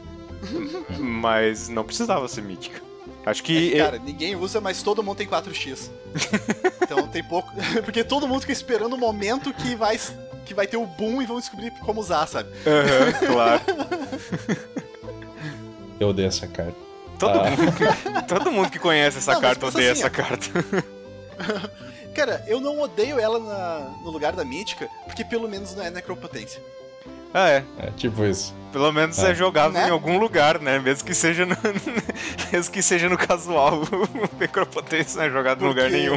Porque Eternal Masters e a Iconic Masters usar um slot de mítica preta pra botar necropotência é tipo... vamos lá. Isso realmente é muito filho da putagem. Vamos botar uma carta que ninguém pode jogar? Só pior do que isso se os caras botarem uma carta com aposta, né? A próxima carta, felizmente, saiu reprint, que é Street Wraith, por 3 genéricas e 2 pretas, né? Aquela criaturazinha que tem cycling de graça, pagando 2 pontos de vida. Super necessária. Essa merda tava muito cara pro que ela faz. Tava muito necessário esse reprint. Ela podia ser comum, ela tem cara de comum, entendeu? Ela não tem cara de incomum. Mas daí é questão de design, eu acho. Acho que eles têm limitação de complexidade de comum, esse tipo de coisa. Mas eles têm complicado, entendeu? Mas eles têm umas regras. Eu acho que talvez tenha uma regra que diga, tipo, se tem 2 keywords, não pode ser comum. Eu lembro que eu li o Mario tava falando sobre isso quando ele falou sobre o desafio do design que eles tiveram agora, o Great Designer Search. E ele comentou sobre isso, que eles têm regras bem específicas pra comum. Não é uma coisa assim de, eu acho que ela não é complexa. Não, tem regras detalhadas, tipo, se tem, sei lá, se ela custa tanto, se ela tem tanto de poder, se ela tem tantas keywords, se ela tem até, sei lá, quantidade de linha de texto. Tem regras bem específicas pra comum. Sim. Mas o que eu me refiro é que, mesmo levando isso em conta, certo? Ela é uma carta simples. Ela tem travessia de pântano e reciclagem, que é uma mecânica simples que sempre aparece em comum, entendeu? E a gente tem cartas comuns que tem reciclagem e flying, por exemplo, certo? Aqui daí é Evergreen, né? Evergreen acho que tem valor diferente de keyword. Mas é a mecânica do set, entendeu? Cycling é uma das mecânicas do set. E eles têm que explorar em comum também. Isso é verdade. Tem que... o que importa é que ela foi reimpressa. Tipo... tava muito caro. Exatamente, ela tava com um preço que... É aquela coisa assim do tipo... Eu não consigo aceitar que uma incomum custe tanto. que era o mesmo caso do Mishra's Bauble e que desse carinha aqui. Porque jogava no mesmo deck, que era o Dread. Death Shadow. E também no Dread. Os dois no Death Shadow e esse carinha aqui no Dread. Mas tipo, e agora também naquele deck aleatório que parece deck de Hearthstone. Sim, o do Hollow One. Isso. Então, é uma carta que é bastante usada e que estava muito cara, e ela vinha de um set que teve pouco pacote aberto, então, muito bom o reprint. Tava totalmente necessário. Se quiser eu troco as minhas velhas por essas novas. Tá, vou tentar conseguir as novas, então. Bom, a próxima carta é uma que também tá em todos os sets de reprint, Blood Moon, né? Tipo aquela coisa assim, putz, a gente precisa de raras boas no vermelho, o que a gente vai botar? Não tem muita, então só com a Blood Moon aí que funciona. Todo mundo quer Blood Moon. O set fica jogando com essa merda toda semana, daí todo mundo compra Blood Moon. Então... E sem falar que pessoal, o frame com a watermark de The Dark ali, que a luazinha ficou muito bacana. 2 luas, uma em cima da outra, a simetria ficou muito show, né? E o negócio centralizado, assim, né? Não Base Clans are Mountains. Eu gosto muito dessa parte centralizada, assim. Que é muito legal. Pegaram uma carta boa de The Dark, diferente de Arabian Nights, né? Mas a gente chega lá. Nem sei mais quem é. É tu. Eu ratei. A próxima outra também altamente desejada, todo deck de Burn usa, que é o Eidolon, da Grande Orgia. Também acho que é um reprint necessário, porque todo mundo quer essa carta. O deck Burn é um dos decks mais baratos de qualquer formato também, junto com o Merfolk. Então é uma carta que tem uma demanda bem alta. Ela subiu pra raro ou ela era raro? Ela era raro. Tá condizente. Esse negócio de... Tipo, o flavor, né? Os Xenagos faziam uma orgia enquanto o Teros queimava, né? Tipo... Eu tava vendo esses dias... tipo, as frases iniciais de livros, né? E quais eram as mais marcantes. Aí tinha uma lá da Dresden Files, né? Que é de um negócio meio que moderno, assim, fantasia moderna, de um cara que é mago lá em Chicago, né? Aí tem um livro que começa... O edifício estava em chamas e não era minha culpa. Achei muito bom. Eu tô faz tempo pra ler esses livros, eu li os quadrinhos. Os quadrinhos são bem bons. É muito bom, cara. Os livros de Dresden Files são muito bacanas. São livros bem levezinhos, assim. É bem legal, cara. Eles, tipo, os primeiros livros, tu vê que o cara tá meio que começando a escrever, assim, não tá muito bem elaborado, mas os próximos ficam muito bons. E o que é legal é que não tem enrolação, tá ligado? É história. Eu recomendo os quadrinhos também. Os quadrinhos dele são, ele fez como são 6 edições e é um livro. Mas não os mesmos livros, entendeu? Ele fez só o primeiro volume, digamos assim, de 6 edições, é o primeiro livro pra setar a história. Depois ele já criou coisa nova pros quadrinhos. Fica aí a recomendação de livro do Guia Planar dessa semana. Felipe, faz seu mimimi. Deixa eu falar da carta primeiro, depois o Felipe pode fazer todo o mimimi que Ele já deve estar se coçando pra fazer o mimimi. Mas eu também quero fazer mimimi, porque a próxima carta é uma mítica vermelha, que não é bostosa, por incrível que pareça, que é Imperial Recruiter. Olha aí. Por 2 genéricas e uma vermelha, é uma criatura, é um humano conselheiro, né? E é o nosso carinha que busca por uma carta de criatura com poder 2 ou menos e coloca na tua mão. Que custava bazilhões de dólares por problema de suprimento e não de procura. Só que ela era incomum e virou mítica. E quando questionaram o Mago, quando questionaram o Maru por que ela se tornou mítica, o Maru respondeu: é um problema de escassez. Aí tu... Ele não disse que é um problema de escassez, ele só disse escassez. Foi pior ainda, ele estava implicando assim, nós queremos que essa carta seja escassa. Ele estava implicando e dizendo que o motivo que ela era mítica era porque nós queremos que ela seja escassa. Não, e não só isso, daí tu pega Scarcity, daí se tu mudar o C por um T, dá Star City. Daí tipo...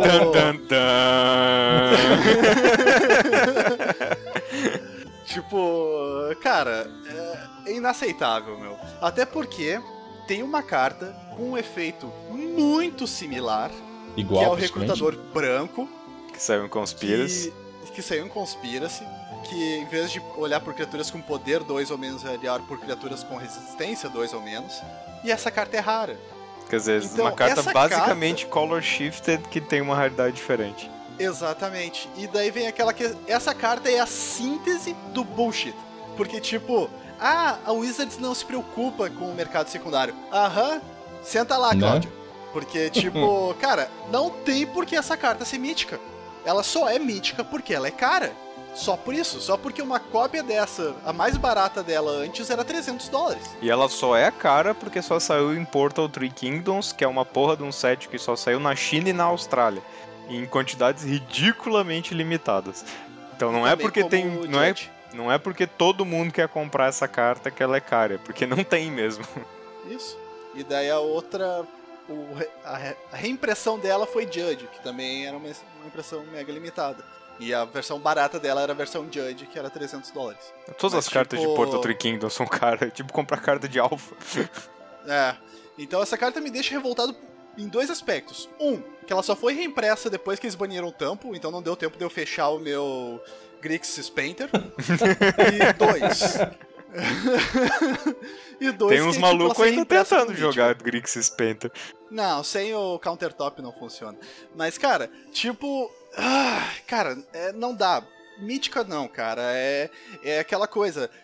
A Wizards não se preocupa com o mercado secundário versus a carta é mítica porque ela é escassa. Então, tipo, em que momento esses 2 argumentos combinam? Eu não consigo achar uma forma de fazer com que eles sejam coerentes.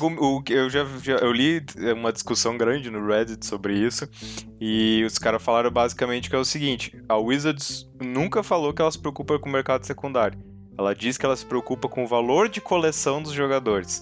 Que é pra não... agora sim, tá? Que é pra, tipo, não admitir que é o mercado secundário. Mas também o pessoal falou assim, não interessa a Wizards admitir o mercado secundário ou não, porque legalmente não faz diferença a menos que eles sejam o mercado secundário. Agora sim, tá? Vamos desconstruir esse argumento da Wizards. Eles falam que eles não querem desvalorizar a coleção dos jogadores, certo? Uhum. Agora sim, como é que as cartas têm valor então? Porque a Wizards não compra as cartas de mim, certo? Eu não posso vender minhas cartas pra Wizard, certo? Uhum. Então, para as minhas cartas terem valor, precisa ter um valor de mercado secundário, correto? Porque se os caras vêm falar assim, não, mas é o valor intrínseco das cartas.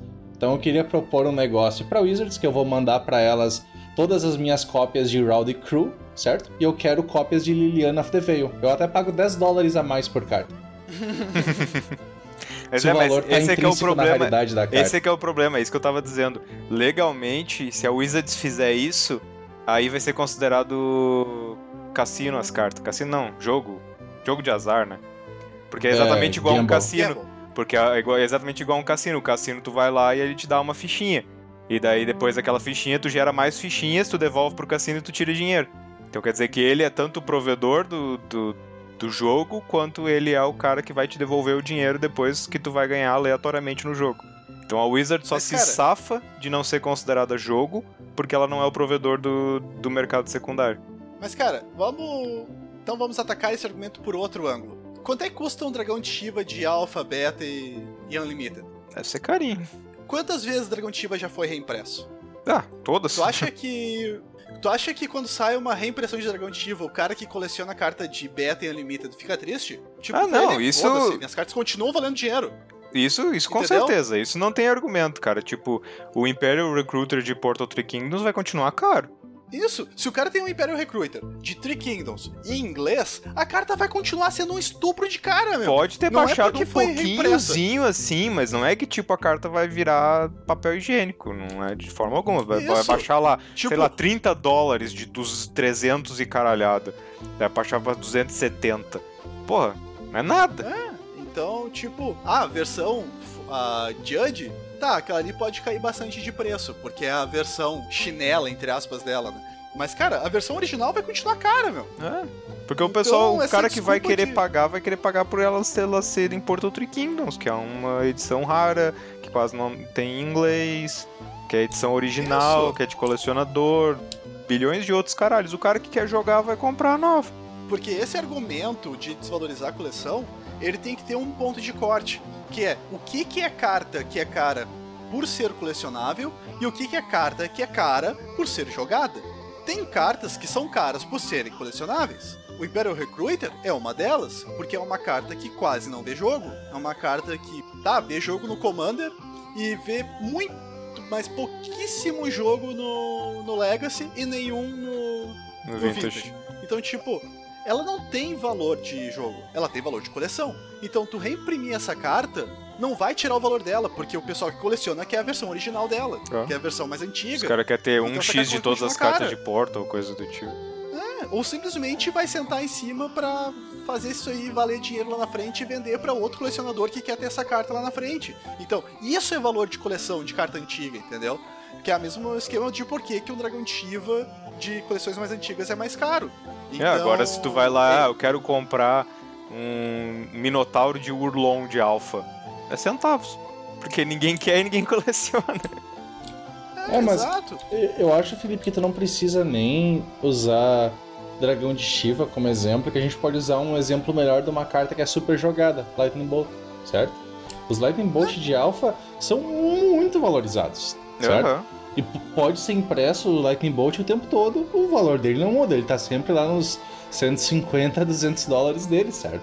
O valor dessas cartas não tá relacionado ao supply, porque não é um problema de supply, entendeu? Lightning Bolt até faz tempo que não é impresso, mas tem bastante ainda. Mas agora eu me pergunto como é que seria com, por exemplo, as Dual, né? Porque a Dual tem problema de supply. Será que se a Dual fosse reimpressa o valor das antigas não cairia um pouco? Aí eu acredito que sim. As de revisado, sim.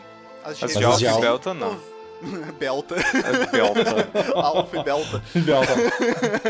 Alpha, Belta, o Celta e o Delta. Funciona? Agora a gente vai montar uma banda que é um cover de alguma coisa. Mas acredito que as de revisado sim, as de Unlimited sim, mas as de Alpha e Beta não. Essas não cairiam de preço. Mas cara, de novo, revisado e Unlimited são sets ilimitados, então foi reimpresso pra caralho.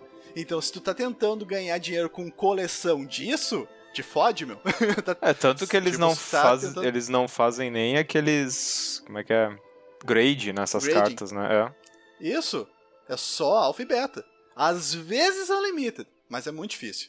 Então, de novo, é valor de coleção, entendeu? Eu não sei, cara. Eu acho que esse argumento de desvalorizar a coleção, isso só funciona pra cartas que são legais no Modern, por exemplo. Mas, e mesmo assim, é um argumento que nem disse o Matheus. Tipo, se a Wizards não se importa com o mercado secundário, como é que tu valoriza uma coleção? Então, os argumentos aqui não batem, sabe? É isso que incomoda mais. E, de novo, tem uma carta que é praticamente igual, e ela é rara, e saiu num set ilimitado, né? Onde a impressão era ilimitada, de acordo com a demanda, e agora saiu no set limitado como mítica. Então, eu acho que não tem argumento pra isso aqui, ainda mais quando o Mario responde com escassez. Eu achei legal, assim, enquanto foi, tipo, uma resposta sem querer dar a resposta, porque ele não diz assim, ele não deu explicação, sabe? Ele deu uma palavra, escassez. O que me faz parecer que ele não concorda com isso, certo? Parece aquela resposta salgada, tipo... Sim, que eu não posso dizer mais pra não fuder pro meu lado, mas é isso. Mas eu quero dar uma resposta pra deixar vocês putos, porque eu também tô puto.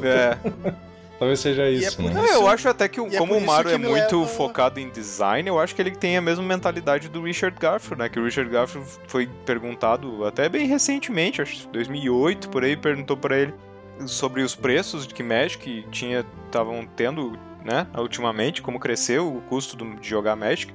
Ele disse assim, quando eu criei o Magic, eu tinha na minha mente que eu iria fazer um jogo que nenhuma carta nunca custasse mais de $10. Esse era o intuito dele, que todas as pessoas pudessem jogar. Então, quando tu é um designer, tu quer que as pessoas joguem com o teu jogo. Tu não quer que as pessoas não joguem porque não tem dinheiro pra pagar. Isso. E daí eles fizeram Chronicles e daí o pessoal fez mimimi, em vez de ficar feliz. Né? Agora eu naquela época o posso pessoal- jogar loucamente. Não, agora eu não gostei mais do jogo porque agora o jogo ficou para barato, agora as massas podem jogar. E também tem um aspecto, que aí vem uma coisa que também me incomoda, porque assim, tipo, o jogo não é um CCG, ele é um TCG. Então, tipo, a ideia dele não é ser colecionável, né? Então, tipo... É trading. Isso, tipo, se ele fosse um CCG, não, eu até concordo, não, tem que ter valor de coleção e tal. Mas não, cara, ele é um TCG, cara. Ele já foi feito pra as cartas não serem usadas como forma de coleção. Tipo, se tu quer colecionar porque tu gosta, ok, mas agora colecionar pra ter dinheiro pro futuro, cara, não devia ser esse o objetivo do jogo, sabe? Tá, mas isso aí é assunto que a gente já falou 1 milhão de vezes, que a gente vai e volta. E só um último comentário sobre isso, assim, tipo, é por esse comentário seco e a palavra que ele usou que me fez na hora olhar assim pra palavra e pensar em Star City, sabe? É só por isso. Tipo, ele podia ter usado outros termos, sabe? Mas é que é uma palavra que encaixa muito bem pra deixar essa coisa da conspiração, sabe? Ia ser genial se muito fosse, pra cara. ser Assim como o Aliens e o Sasquatch, é bom pensar que sim. Tipo, porque, cara, é a palavra perfeita, sabe? Tipo, não sei, foi a primeira coisa que eu olhei pra aquilo e plim! Star City. Bom, próxima carta. Tipo isso. A próxima carta, Azusa, também era uma carta que tava relativamente cara. Acredito que mais por causa de Commander, né? Porque Muito usado em Commander. O deck lá do Titã Morreu. que usava o amuleto não morreu, ainda tem gente que joga com isso, mas ele ficou bem pior, né? Porque usando a Azusa não é tão bom assim, né? Mas era uma carta que tava relativamente cara, então reimpressão boa. Até porque não tem muita coisa de Kamigawa boa pra reimprimir, né? Então tá aí uma boa escolha. Nem um ninjinha, que tristeza. É que não tem mecânica, né? Eu sei. Não, é que eles só imprimiram mecânicas de cycling ou morph, né? O que limitou bastante as cartas que podiam ser impressas. O que eu acho um erro, mas enfim. Exato, até porque o ninja de 4 de mana, que quando baixa tu compra uma carta, seria bom ser reimpresso por causa do pau. Numa olha carinho. Outra que eu também achei meio ruinzinha, mas tava cara, não dá pra reclamar, que é o Mestre da Caçada Selvagem, acho que é em português. Master of the Wild Hunt. Que é um Mano Xamã por 2 verdes e 2 genéricos. No início do seu upkeep, coloque um Wolfo 2/2 e tu pode virar ele e virar... Um Wolfo 2/2. Qual é o problema? Todo mundo entende um Wolfo. É como um dogo. Então, no início do upkeep, tu coloca um Wolfo 2/2. Você vira ele, vira todos os outros Wolfos que você controla e todos eles dão dano igual ao seu poder à criatura alvo, e a criatura alvo dá dano igual ao poder dela, dividido igualmente em todos os lobos. Então, tipo, tu manda a matilha pular em cima da criatura. Era uma carta que tava cara, eu tentei usar ela uma vez, tava $10, isso já faz um bom tempo atrás, então não deve estar mais barata do que isso. Mas, como mítica, é sacanagem, porque ela era rara. Não, ela era mítica. Era? Tem certeza? Era mítica. Porque eu tive que comprar ela pro cubo e também paguei os $12 que eu acho caro demais pra ela. Porque ninguém usa esse negócio, cara. Eu nunca vi um deck com esse negócio. Mas sabe de uma coisa, Nelson? Eu concordo contigo. De agora em diante, eu vou falar o Wolfo. Só bem. Não é, cara. Tu tem o Dogo. Por que tu não pode ter o Wolfo? É? Olha só. Essa carta estava sendo usada o pessoal tá começando a usar ela no Legacy como um substituto pro Garruk, o que transforma, porque o pessoal usa pra botar Lobo 2/2 em jogo. Esse cara faz isso também. Interessante. E daí o legal que, tipo, que o Garruk, tu não tem como mandar os teus lobos atacar uma criatura específica pra matar, né? Então, E o Garruk também. a mais, né? E o Garruk também, o cara pode flipar ele, né? Não sei se é interessante ou não flipar, mas tu não tem controle sobre o flip do Garruk praticamente, né? Sim, com certeza. E daí o lobo do outro lado do Garruk não é tão bom porque é um lobo Death Touch, né? Então, pra bater é ruim. Claro, eu sempre tinha na minha cabeça que essa criatura era lendária por algum motivo. Ela parece lendária, não parece pra vocês também? Tu tem um cara fodão. Tem todo jeitão. Né? Todo jeitão. Mas qual é o deck que tá usando? Só que ela não tem nome, né? É. Teve uma época que o Shardless, né, quando ele ainda era relevante, tava usando. E daí, basicamente, decks tipo Jund, Abzan, coisa assim, decks verde, mid-range, sabe? Alguns bug, coisa assim. Que daí que geralmente usam o Garruk no sideboard, estavam trocando por esse cara, pra ter um edge diferente. Interessante. Bom, mas provavelmente lá na época que eu tentei comprar, isso não estava acontecendo e o preço dele continua sendo. Continua sendo exagerado demais. Agora tá bem aceitável. Depois disso, ela já tá uns 6, 7 dólares, o que, na minha opinião, como limite superior de uma carta, é bem plausível. É mítica, né? Então, geralmente não teria uma mítica menos de 5 dólares. Só podia ser rara pra não ocupar um slot de mítica, né? Porque ele podia ter pra Evil Titan, por exemplo. Olha, dada a situação da outra mítica verde, cara, convenhamos, né? Não sabíamos. Pra quem viveu numa caverna, uma das míticas verde, além dessa, é a árvore de Innistrad, que é uma 0/13 com um Defender, e tu vira ela e troca a resistência dela pelos teus pontos de vida. Essa é a grande e poderosa mítica que foi gostosa verde. Só que não só isso, daí vem um argumento do porquê que ela foi colocada. Ela era mítica originalmente, set, né? O problema dela não é ser mítica. É que de todas as míticas verdes era essa que colocaram. E todo mundo ficou se perguntando, why?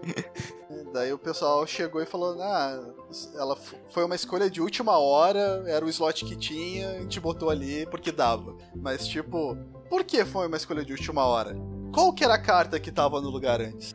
Será que eles fizeram as contas e olharam assim, tipo, todas as nossas míticas têm algum valor pros packs, a gente precisa baixar o EV disso? Então, tipo, soca aqui porque a gente precisa de uma mítica apostosa? O problema é o seguinte, a última coisa que fazem nos sets é colocar a numeração nas cartas, óbvio. Tu só pode colocar a numeração depois que o set tá 100% completo, porque senão tu não vai ter a numeração correta, porque ela depende do nome das cartas, e coisa da cor das cartas, coisa do tipo. E daí, o que o cara fez, não é a posição oficial, né? O Maru só disse que foi uma mudança de última hora.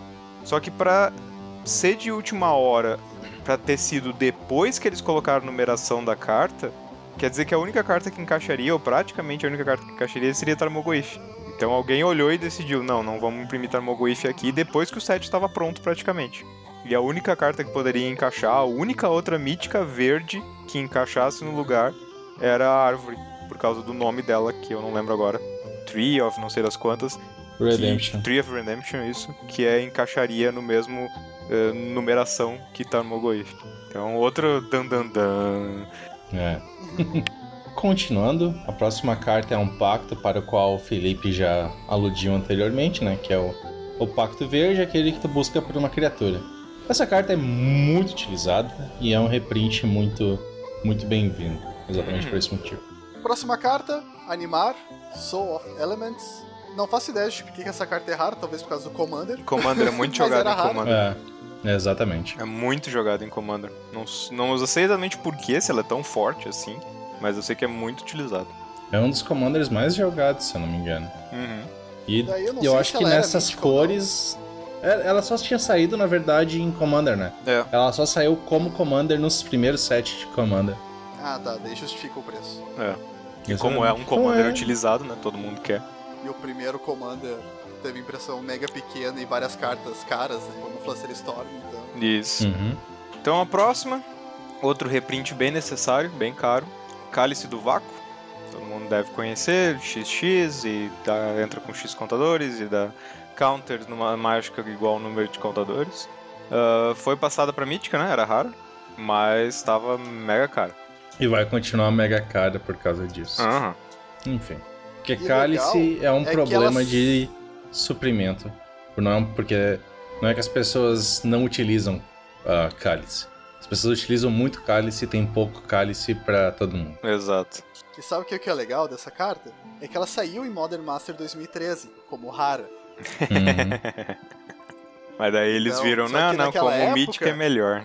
Naquela época ela custava $18. E daí veio o Eldrazi. E daí ela passou pra 50. E nunca mais baixou. Então, tipo... É aquela coisa. Mas não... Eles não olham pro mercado secundário. A carta, coincidentemente, trocou de raridade quando a carta subiu de preço. Mas eles não olham pro mercado secundário. Imagina. Próxima carta. Coalition Relic. Por 3 genéricas. É aquela cartinha que joga em todo o baralho de Commander. Tava bem carinha exatamente por causa disso. E é bom ter saído como rara. Deveria ter saído, na verdade, como incomum, na minha opinião. Porque ela precisa... Ela tem muita procura. Não sei se essa arte original, mas a arte é muito boa. A arte original é mais focada só no medalhão ali em si. Essa arte é bem melhor. Vontade de trocar o meu por esse, porque essa arte fica muito mais legal. A arte é muito boa mesmo. É que a ideia é assim, as 5 cores de Magic ali, né? É a insígnia da coalição. Próxima carta, Ponte Traiçoeira. Reimpressão extremamente necessária. E... carta que muita gente odeia, né? Tristeza, reimprimiram agora, provavelmente não vão banir. Cara, eles já reimprimiram praticamente o Twin inteiro num Masters e baniram depois, então... Isso não quer dizer muita coisa. Oba, tem esperança ainda. Mas eu acho que não tem cabimento banir ponte, porque é uma coisa que força tu a interagir. Mas, além disso, só que de novo, né, mítica... não sei, assim, cara. Tá. Até entendo o argumento do limitado. Isso aí no limitado assim, não tinha como, velho. Era o cara tirar uma bridge e ganhar o jogo, praticamente. É porque é chato, entendeu? A não ser que fosse um set como Mirrodin, onde a destruição de artefato fosse algo mais comum, sabe? Eu tivesse mais forma de todas as cores interagir com artefatos, estragaria o limitado demais, entendeu? Mas tu podia ter botado Echoing Truth, já tem pilhagem, tu podia ter colocado a Braid também, tu poderia ter colocado, entendeu, mais coisas desse estilo, assim. Então, daria pra lidar com isso. Poderia ter Inquisition, por exemplo, pra fazer descartar. Teria como fazer o limitado suportar ela como rara, mas até porque isso ajudaria a baixar o preço, porque infelizmente não vai baixar tanto o preço assim. Não vai. Certamente não vai. A próxima também é outro staple de Commander, que é bom de ser reimpresso, que é o Ash Barrens. É uma landzinha que gera um mana genérico e ela tem Basic Land Cycling por um mana genérico. Então descarta ela, paga 1 e tu pode buscar por uma land qualquer básica, colocar na sua mão. Por que diabos ela saiu como incomum? Não sei. Mas ela era comum no Commander. E essa reimpressão foi muito boa, porque ela joga bastante Pauper. E no Pauper ela só saiu nos baús, então ela tem um preço bem salgadinho. Então é uma reimpressão boa. E até mesmo pro papel, porque como ela só saiu no Commander, ela tinha poucas cópias no mercado, né? Então essa aqui foi uma reimpressão boa pra uma carta que não é tão cara assim, mas eu discordo plenamente dela ser incomum, porque, pelo amor de Deus, né? Evolving Wild sempre foi comum. Exatamente, ou Terramorphic Expense e tal. Tipo, não tem por que ela ser incomum. Essa aqui é melhor do que essas outras duas, né? Elas são diferentes, isso que é o interessante. Exato. Ela é melhor e pior ao mesmo tempo. Isso que é o legal dessa carta. Exato, porque ela convive com as outras, entendeu? Tipo, vai ter momentos que ela é melhor, vai ter momentos que ela é pior, então tu vai querer ter as duas. Mas, inclusive, ela tem uma coisa nela que é sensacional, que ela é muito boa pra tu jogar no deck de Blood Moon. Porque eu tenho um baralho que é azul e vermelho com Blood Moon. Só que eu quero jogar uma Blood Moon no turno 2, no Legacy, por exemplo. Só que eu tenho que buscar uma Volcanic Island. Ilha. Não, uma Volcanic Island, no primeiro turno, pra depois jogar Blood Moon. Putz, tô sem mana azul. E tu usa ela pra buscar uma ilha. Então, tipo, nesse aspecto ela é muito melhor, sabe? Então, ela tem o seu valor, assim, ela é bem... Ela tem nuances interessantes. Só, de novo, né? Ela deveria ter sido reimpressa como comum. Outra coisa que nós tivemos foi o ciclo de lands, né? Também tem o ciclo de lands, só que são só 5. mas são as Filter Lands inimigas que são as que, no final de contas, acaba havendo mais jogo. Principalmente Twilight Mire, Cascade Bluffs e Flooded Grove viam bastante jogo. Então também é um reprint bem-vindo, mas eu gostaria que as Filters saíssem numa coleção normal, porque é um conjunto de lands interessante. Exatamente. E baixaria bem mais o preço, né? Uhum. Eu não sei quanto vai ficar o preço delas agora. Eu acho que vai baixar bastante, até porque não vão ser elas que vão concentrar o preço do set, né? Então eu acho que o preço delas vai acabar diluindo bastante. Tomara. E, nossa, Twilight Mire era muito caro. É. O último terreno e a última carta que a gente separou aqui das reimpressões relevantes é a carta do designer que joga de Death and Taxes, Porto de Richardin. É a carta que eu venho dizendo há muito tempo que ela ia ser reimpressa no Master. Eu achei que ia ser reimpressa no próximo Eternal Masters, mas acabou vindo aqui. E era uma reimpressão muito relevante, ainda bem que veio como rara e não como mítica. E precisava, assim como precisava da Caracas, que foi reimpressa lá atrás. Então, ótima reimpressão, ainda mais como rara. Excelente. Finalmente vou poder fechar o meu Lands. Tirando Tabernáculo, óbvio que isso é uma carta que não dá pra ter. É só vender todas as outras cartas. É só vender meus decks tudo e eu compro um Tabernáculo. E só vender meu Lands que eu compro o Tabernáculo. Que nem quando eu tentei fazer um deckzinho com o Search for Ascanta. Aí eu olhei assim, tá, quanto até custa 3 Search for Ascanta? Ah, é o preço do deck todo. Tá bom. Esquece. Não farei esse deck. Daí pegando assim, analisando as cartas que foram reimpressas, né, antes de falar do que faltou, assim, mas falar delas mesmo, a gente já falou, né, tipo, Cálice Mítico, bullshit, né, a Ponte Mítica até dá pra entender em alguns aspectos, o Recrutador, tipo, pelo amor de Deus, né, não tem argumento nenhum pra ser mítico. E uma coisa que eu também achei que ficou meio...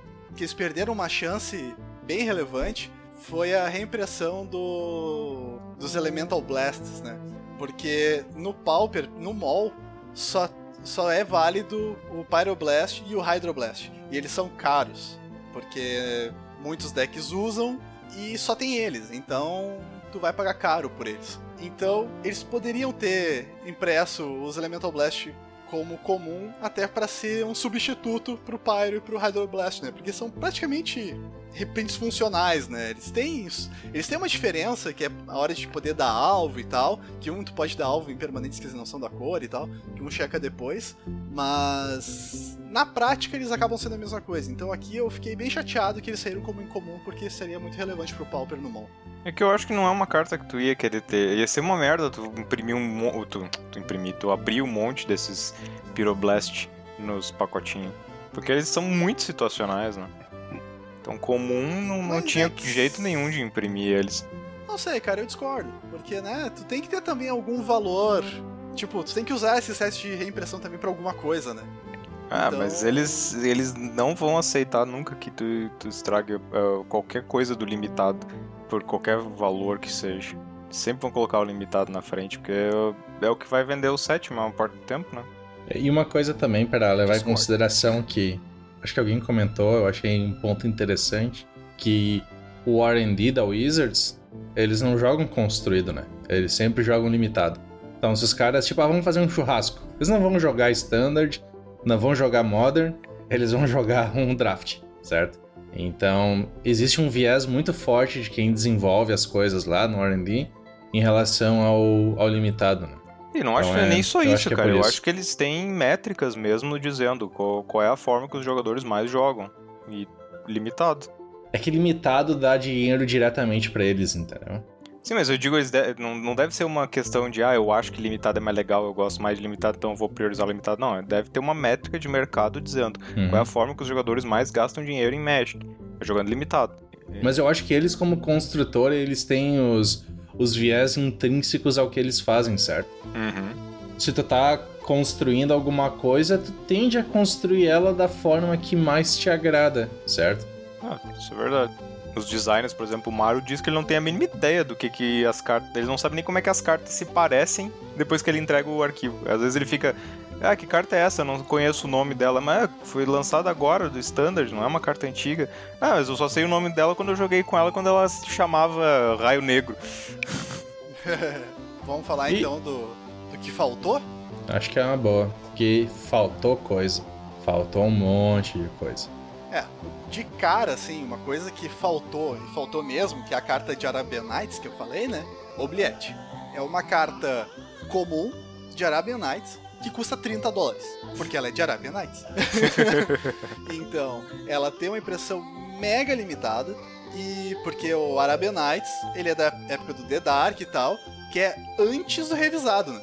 Então, é da época ainda que as coisas não estavam sendo impressas a Bangu, assim, então é complicado, o supply é muito baixo e ela é uma carta bastante jogada no Pauper e que no mall ela teve reimpressão, porque ela saiu naqueles masters do mall e nunca saiu num master no papel e deveria ter saído, porque ainda mais agora que tem essa previsão de começar a ter eventos Pauper nos GPs, eu acho que eles deveriam ter focado um pouco nisso, sabe? Eu acho que eles deveriam ter focado um pouco em cartas pro Pauper, e a Oubliette foi uma carta que realmente me decepcionou muito de não ter. Assim como o Shainer's Edict, porque, tipo, é outra carta também que joga muito no Pauper, e que ela só saiu em Tormento, como incomum, mas ela saiu no Vintage Masters, no mall como incomum, então por isso que ela é válida no Pauper. E ela acaba sendo cara, ela tá em torno de $10, porque só saiu em Tormento, sabe? Então o supply é baixo e ela é jogada. Então, de novo, é uma carta que deveria ter saído, sabe? Até porque eu nem sei se tem carta de Tormento no set. Tem, não, todos os sets têm pelo menos uma. Tem, mas né? Então, mas tipo, com certeza não é uma tão relevante quanto essa. Claro. Se fosse de Arabian Nights, tinha que ter saído o Anel de Aladdin. Quem não sabe, é um artefato que tu paga 8 de mana pra dar 3 de dano na criatura alta. Exatamente. Mas você paga 8 pra baixar também, não é? Acho que é 4 6 pra baixar. 8 pra ativar. É, uma coisa assim. Não é 8 e 8. Tem uma outra que é 8 e 8, mas não é essa aí. Mas eu tenho uma motivação pro Oubliette, que eu acho que é o motivo de ele nunca sair no papel. Não caberia o texto da carta atual no papel. Eu não lembro como é que eles colocaram a versão dele, né? Mas... No mall? Nelson, agora uma curiosidade histórica. Tá? Oubliette é normalmente uma prisão francesa, né? Eles importaram isso da Arábia pra ter saído em Arabian Nights? Não, acho que não. Eu acho que porque o Arabian Nights, se eu não me engano, ele foi feito em acho que não foi nem uma semana. O Richard Garfield sentou em cima do Arabian Nights e saiu o Arabian Nights. Nossa. Então ele tirou muita coisa do cu. Eu não sei se foi uma semana. Eu lembro que foi assim talvez tenha sido até menos, mas eu lembro que foi assim um tempo ridículo que os caras chegaram, que na época, se eu não me engano, eles davam um set pra cada 2 ou 3 designers, então tu tinha vários sets sendo trabalhados ao mesmo tempo e tu não sabia exatamente qual que ia sair, qual seria o próximo. Então tu tinha lá um cara tava trabalhando, sei lá, em Tempestade, o outro em Tormenta e o outro não sei o que, e daí parece que eles tinham um gap num dos sets, que eles precisavam lançar um set e não tinha nenhum pronto. E daí eles chegaram pro Richard e disseram, tu consegue fazer um set pra amanhã? E daí o Richard saiu com o Arabian Nights, tanto que ele é um dos sets que tem menos cartas. Então ele deve ter tirado muita coisa do cu, assim, de inventado, loucura, assim. Tanto que tu vai ver as cartas, tipo o Aladdin, se eu não me engano a habilidade do Aladdin é tu revela a carta do topo, se não for um terreno, tu joga ela no cemitério. Não, essa não é a do Aladdin, é a Sherazade, uma coisa assim. Não, Sherazade é a que conta história infinita. Não, eu sei que tem uma outra que não é o Aladdin, é a... O Aladdin, se não me engano, ele é o que destrói barreira. Mas tipo, sabe, tá ligado? Criaturas icônicas que têm habilidades assim, que... Da onde que saiu esse caralho? Ele tirou muita coisa do cu pra fazer o Arabian Nights. Ele disse que se eu não me engano, ele falou que ele foi na biblioteca pública, pegou todos os livros que ele conseguiu encontrar de 1001 Noites ou variantes e fez o set com aquilo. Sei. Bom, entre cartas ainda que faltaram, Leovold, né? Saiu há pouco tempo, só que é uma carta de $50, que só saiu com Conspiracy 2, então... Todo mundo joga essa merda. É uma carta que é Staple Legacy, vê algum jogo no Vintage, não sei como é que tá no Commander agora, se ela é válida só como não Commander, como é que tá, mas... Se Tiny Leaders ainda é alguma coisa, ela também vai ver jogo, com certeza. Deve ter ainda um grupo de pessoas que jogam. Mas... deve ter um grupo de retardados que ainda joga. Check. Deve ser os mesmos que jogam Commander. Mas também é outra carta que deveria ter sido reimpressa. Assim como Tarmogoyf, que de repente foi a que tiraram pra botar a árvore. Liliana do Véu, que também é uma carta, né, Innistrad, podia estar lá. Assim como Delver, assim como o Enraku original, que também faz tempinho que não vem em reimpressão. Snapcaster. Tem uma que, cara, é extremamente cara só por causa da falta de supply e ela vê jogo em um deck Legacy, que é o Goblin Stomp, que é o Goblin Settler. Que ele é um Goblin 1/1 por 4 mana, 3 quaisquer e uma vermelha. E ele tem, quando ele entra no campo de batalha, ele destrói terreno alvo. Só isso. Só que ela é incomum quando ela saiu, porque ela saiu no Starter 99 e ela custa $200. Nossa, What? Mãe! Como assim? Exatamente. Porque só saiu no Starter, deve ter 2 cartas no mercado. Então, tipo, o supply dela é mega limitado. Então essa carta podia ter sido reimpressa, até como rara. Tipo, eu acho que ninguém ia chorar se ela saísse como rara, sabe? Se saísse, mas, né? Cara, se saísse, outra exatamente. Só porque, saiu cara, como mítica, tá beleza. Tem mais do que tinha antes. Exatamente. Então é uma carta que vê algum jogo, mas que, cara, é um preço absurdo pra uma incomum, sabe? $200. Nossa, então, mãe. Daí Through the Breach também é uma carta que não vê reimpressão há um bom tempo, que também podia ter sido reimpressa.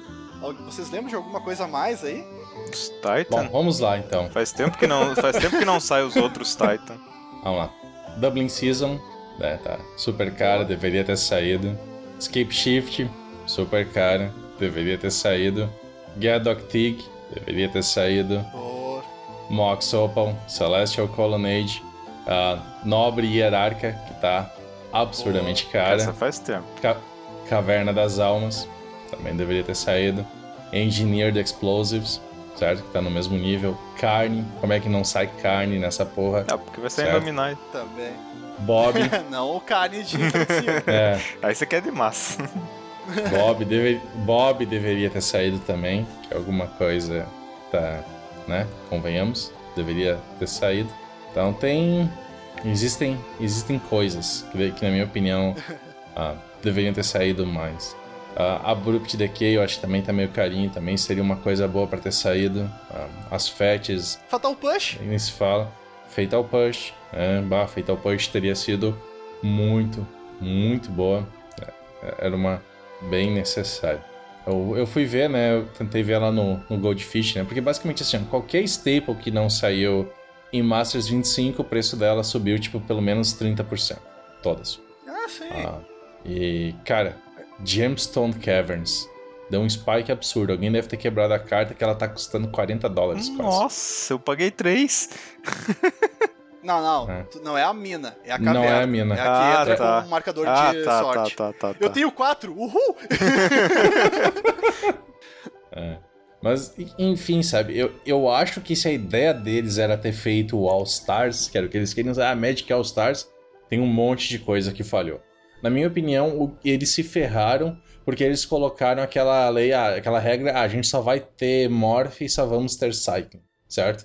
E pensando nesse estilo, eu acho que faltou payoffs pros decks de Morph e de Cycling que vão ter no limitado, certo? Faltou Astral Slide, faltou aquela carta lá de Slide, cara, acho que não tem nem como é que é? No frame moderno. Mas faltou também, tipo, aquela carta de Cans que toda vez que tu vira uma carta com a face pra cima, tu compra uma carta, sabe? Não pensando só em valores, mas pensando em cartas pro limitado, eu acho que essas cartas também faltaram, sabe? Que são payoff pros decks. Quando tu me falou que a temática do set era Cycling e Morph, eu fiquei olhando assim, que carta de Morph que tem? porque eu só vi aquela clássica que quando vira pra cima dá um counter, que essa aí todo mundo quer, todo mundo adora, é super clássica do Magic, todo mundo lembra dela. Eu pensei, ela tá ali porque é uma carta clássica do Magic, mas eu fiquei olhando assim, qual é o tema de Morph que tem nessa porra? Como é que tu vai suportar isso se Morph saiu em 2 sets? É que é justamente a desculpa pra não botar carta boa, né? Porque se o tema fosse, por exemplo, flashback, eles iam ter que botar Snapcaster. Então... procuraram com as 2 mecânicas que não tem carta cara. Né? Que tipo... Não tem outra justificativa, sabe? Então... Porque pra tu dizer que o Morph é o... Porque Cycling eu até entendo, porque Cycling saiu em vários sets, ele já é quase evergreen. Nem sei se é mesmo, mas já tá... pelo menos é Deciduous. Deciduous eu tenho certeza que é. Mas Morph, cara, Morph saiu em 2 sets. Como é que tu vai fazer um Masters baseado num negócio que saiu em 2 sets? É que tem Mega Morph também, tá? Mega Morph conta junto com o Morph. Ah, tá. Mas assim... Mudou toda a minha vida agora. Eu não sei qual é que é a opinião de vocês. Mas, tipo, na minha opinião, o que eles deveriam ter feito não é tipo, não, vamos nos limitar a X mecânicas. Cara, tu tá fazendo uma retomada dos 25 anos de Magic. Tipo, só não pega as mecânicas parasita. Tipo, não bota 2 cartas de Energy, sabe? Mas, cara, de resto, põe uma bota de cada. Tudo, cara.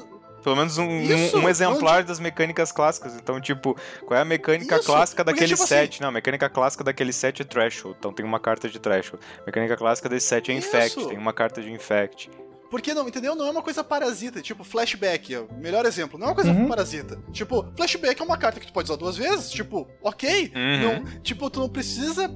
vai ter mecânica de flashback. Por isso que a gente vai ter essas cartas. Não! Tu pode ter uma carta com flashback na tua coleção, entendeu? Eu acho que eles tomaram uma direção muito errada. Eu concordo completamente, porque assim... o argumento que eles vão dar legal... é que daí a complexidade do set ia ficar muito grande e os iniciantes não iam poder draftar. Mas tipo, Isso, deixa eu chegar nesse ponto. Nesse ponto, tá? Porque assim, olha só. Se eles adicionassem, certo, uma mecânica de cada set, daria vontade, tipo... não conheço esse set, quero draftar aquilo, sabe? Ou pro pessoal que é veterano, traz aquela sensação de nostalgia bacânica. Essa mecânica, como eu não lembrava dela, certo? Que legal. Aí entra nesse ponto realmente que tu mencionou, Nelson, da complexidade, certo? Qual é o jogador iniciante de Magic que vai pagar $10 num pacote, ou $10 num pacotinho? Nenhum vai. Nem $10 do pacotinho, caralho, que com um pacotinho tu não drafta nada. Exatamente. Isso. Qual é o iniciante que vai pagar $30 pelo negócio, sendo que provavelmente os drafts vão ser super concorridos pelos veteranos porque é um set limitado, entendeu? Eu acho que o negócio é assim, eles já tinham feito, esse é o primeiro Masters do ano, mas provavelmente não vai ser o único. Eles estão fazendo 2 Master por ano, ou pelo menos 2 coisas equivalentes a Master por ano, 2 ambientes de draft por ano. Então tá, olha só, esse aqui é o Master pros veteranos. No final do ano vai sair Conspiracy 3 pra todo mundo, entendeu? Tu focar o teu mercado, não tem problema em fazer isso. E tem um aspecto relevante também, qual iniciante vai fazer draft de Masters, sendo que as cartas não são válidas no Standard, que é o formato de entrada do Magic. Tipo, né? Pode ter iniciante querendo fazer draft pra dizer, eu quero conhecer, mas não é o foco. O foco é as pessoas que já são jogadores há muito tempo, que jogaram com essas cartas quando elas eram Standard, que querem ter aquela nostalgia de novo, que aceitam pagar caro pela nostalgia. Não é o foco do iniciante, eles não deveriam ter se preocupado com isso. Esse Master, mais uma vez, foi uma baita de uma oportunidade perdida. Só que, cara, esse Master, ele só continua o ritmo e a ideia do Wizards desde o Modern 2015. Que é o quê? Não vamos gastar todas as nossas balas em uma única caixa. Tipo, eles vão lá e cada vez que eles lançam um Master, eles botam ali umas 2, 3 cartas que são altamente procuradas ou que são bem caras, e o resto eles vão meio que reenchendo de lixo. E assim vai, cara. Se tu olhar, todos os Masters são assim, meu. Quando saiu o Eternal Masters, era Force of Will, aquele artefato 0 de mana que dá 2 de mana, Mana Volt e Caracas. Daí saiu o Modern Masters 2017 lá, que era Liliana, tinha Goif de novo, e daí tinha as Fets e Snapcaster. Daí saiu o Iconic Masters, que daí tinha... Manadren, nem sei o que mais. Eu só lembro de Manadren, Flusterstorm... Ah, Flusterstorm. Enfim, daí tipo, Conspiracy 2, de reimpresso, teve Berserk. Show and Tell também, não foi? Foi no 2? É, e Show and Tell. Berserk, Show and Tell. Daí, entendeu? Tipo, é sempre assim. É tipo, é 2, 3 míticas procuradas e o resto é sempre mais do mesmo. Então, pode ter certeza, cara. O próximo Modern Masters vai ter a Nobre de novo. E provavelmente vai ter o Frasco do Éter também.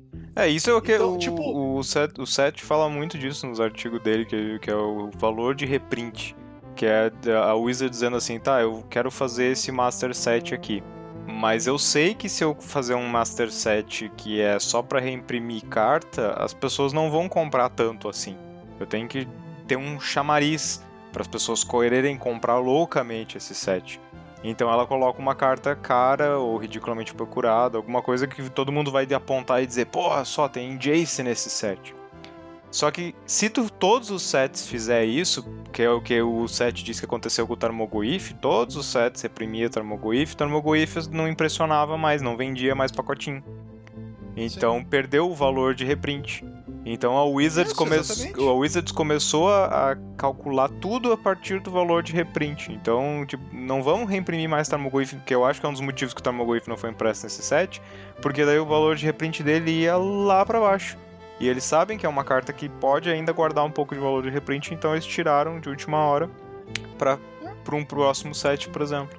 E eu não sei, cara, eu sou muito oposto a essa hiper mercantilização assim do negócio, sabe? Faça um produto bom e as pessoas vão comprar. Não precisa tu ficar espremendo até a última gota de sangue das pessoas, sabe? Mas a culpa disso é da Wizards. A culpa é inteiramente da Wizards. Porque se o Magic virou esse negócio onde até jogador se preocupa mais com o preço da carta do que jogar o jogo em si, é porque a Wizards criou esse ambiente. Porque se a Wizards se preocupasse única e exclusivamente no jogo e fazer com que as pessoas jogassem o jogo, ela ia reimprimir as cartas da forma mais abrangente possível e foda-se, meu. Só que daí tu vê que, cara, eles gostam desse modelo. Tanto é que até no formato online deles, eles te limitam a que booster tu pode comprar. Tu não pode ir lá no mall agora e olhar assim, não, eu quero pegar um booster de Alpha. Tormento. Tu não pode. Não digo nem Alpha, assim, mas tipo de Tormento. Uhum. Não pode. De Vintage Masters, tu não pode. Entendeu? Eles criam esse ambiente. Sim, eles criam a escassez. De volta que o Mario disse, eles criam artificialmente uma escassez pra fingir que tem demanda. Só que eu acho assim, só que eu penso assim, tá, claro, a empresa quer dinheiro, óbvio, o Magic só existe pra gerar dinheiro pra Hasbro, mas é o mesmo argumento eu acho que eu usava quando eu falava de fichinha de fliperama. Quem jogou muito dessa porra se lembra. Antigamente a fichinha de fliperama tu comprava 5 por 25 centavos. E daí o cara gastava rios de dinheiro no fliperama. Os fliperama ganhavam dinheiro pra caralho. E daí depois os caras começaram a ficar gananciosos e daí começaram a cobrar 5 reais uma fichinha. E o pessoal não foi mais. Quer dizer, em vez de tu vender barato e vender pra caralho, os caras preferiam ganhar todo o dinheiro em uma venda só. E daí pararam de vender. Mas é complicado, cara. Tipo, porque daí sai todo Master que sai, daí aquela coisa tipo, bacana, reimprimir essa carta, é relevante. Mas daí tu olha assim, tipo, no final das contas, tá, é uma bosta. Daí sempre fica naquela questão do não vale a pena abrir as caixas, porque o valor tu não vai paga. conseguir o investimento de volta. Não vai conseguir o investimento de volta. Daí o que as pessoas fazem é sentar em cima dessas caixas. Tu vai pegar as lojas, a maior parte delas vai deixar essas caixas fechadas para daqui a tantos anos vender elas. Ou então estocar. Ou então como aconteceu com o Iconic Masters, que tá sendo vendido acho que o preço de uma box normal. O Seth falou esses dias, ele tava vendo que tava $130 uma box de Iconic. E que o valor esperado dela é $100 sem contar foils. Então eu disse, pô, tá valendo muito a pena comprar essas caixas. Porque ninguém quer. Ninguém quer jogar a loteria. Mas eles tinham que ter mudado o nome do set de Masters 25 pra 25 Stones de bosta. Mas teve uma coisa que me deixou orgulhoso desse set, que me deixou orgulhoso contigo, na verdade. Sabe qual foi? Ah. Que tu não fez tanto mimimi com ponte ser mítica, cara. Tu aceitou o argumento do limitado, cara. Tu tá deixando de ser Spike. Finalmente matamos o Spike. Spike maldito, morra. Na verdade, eu tô virando Spike de limitado. O pior tipo de Spike possível, o cara que olha pra uma 3/3 e diz essa é a melhor carta do set.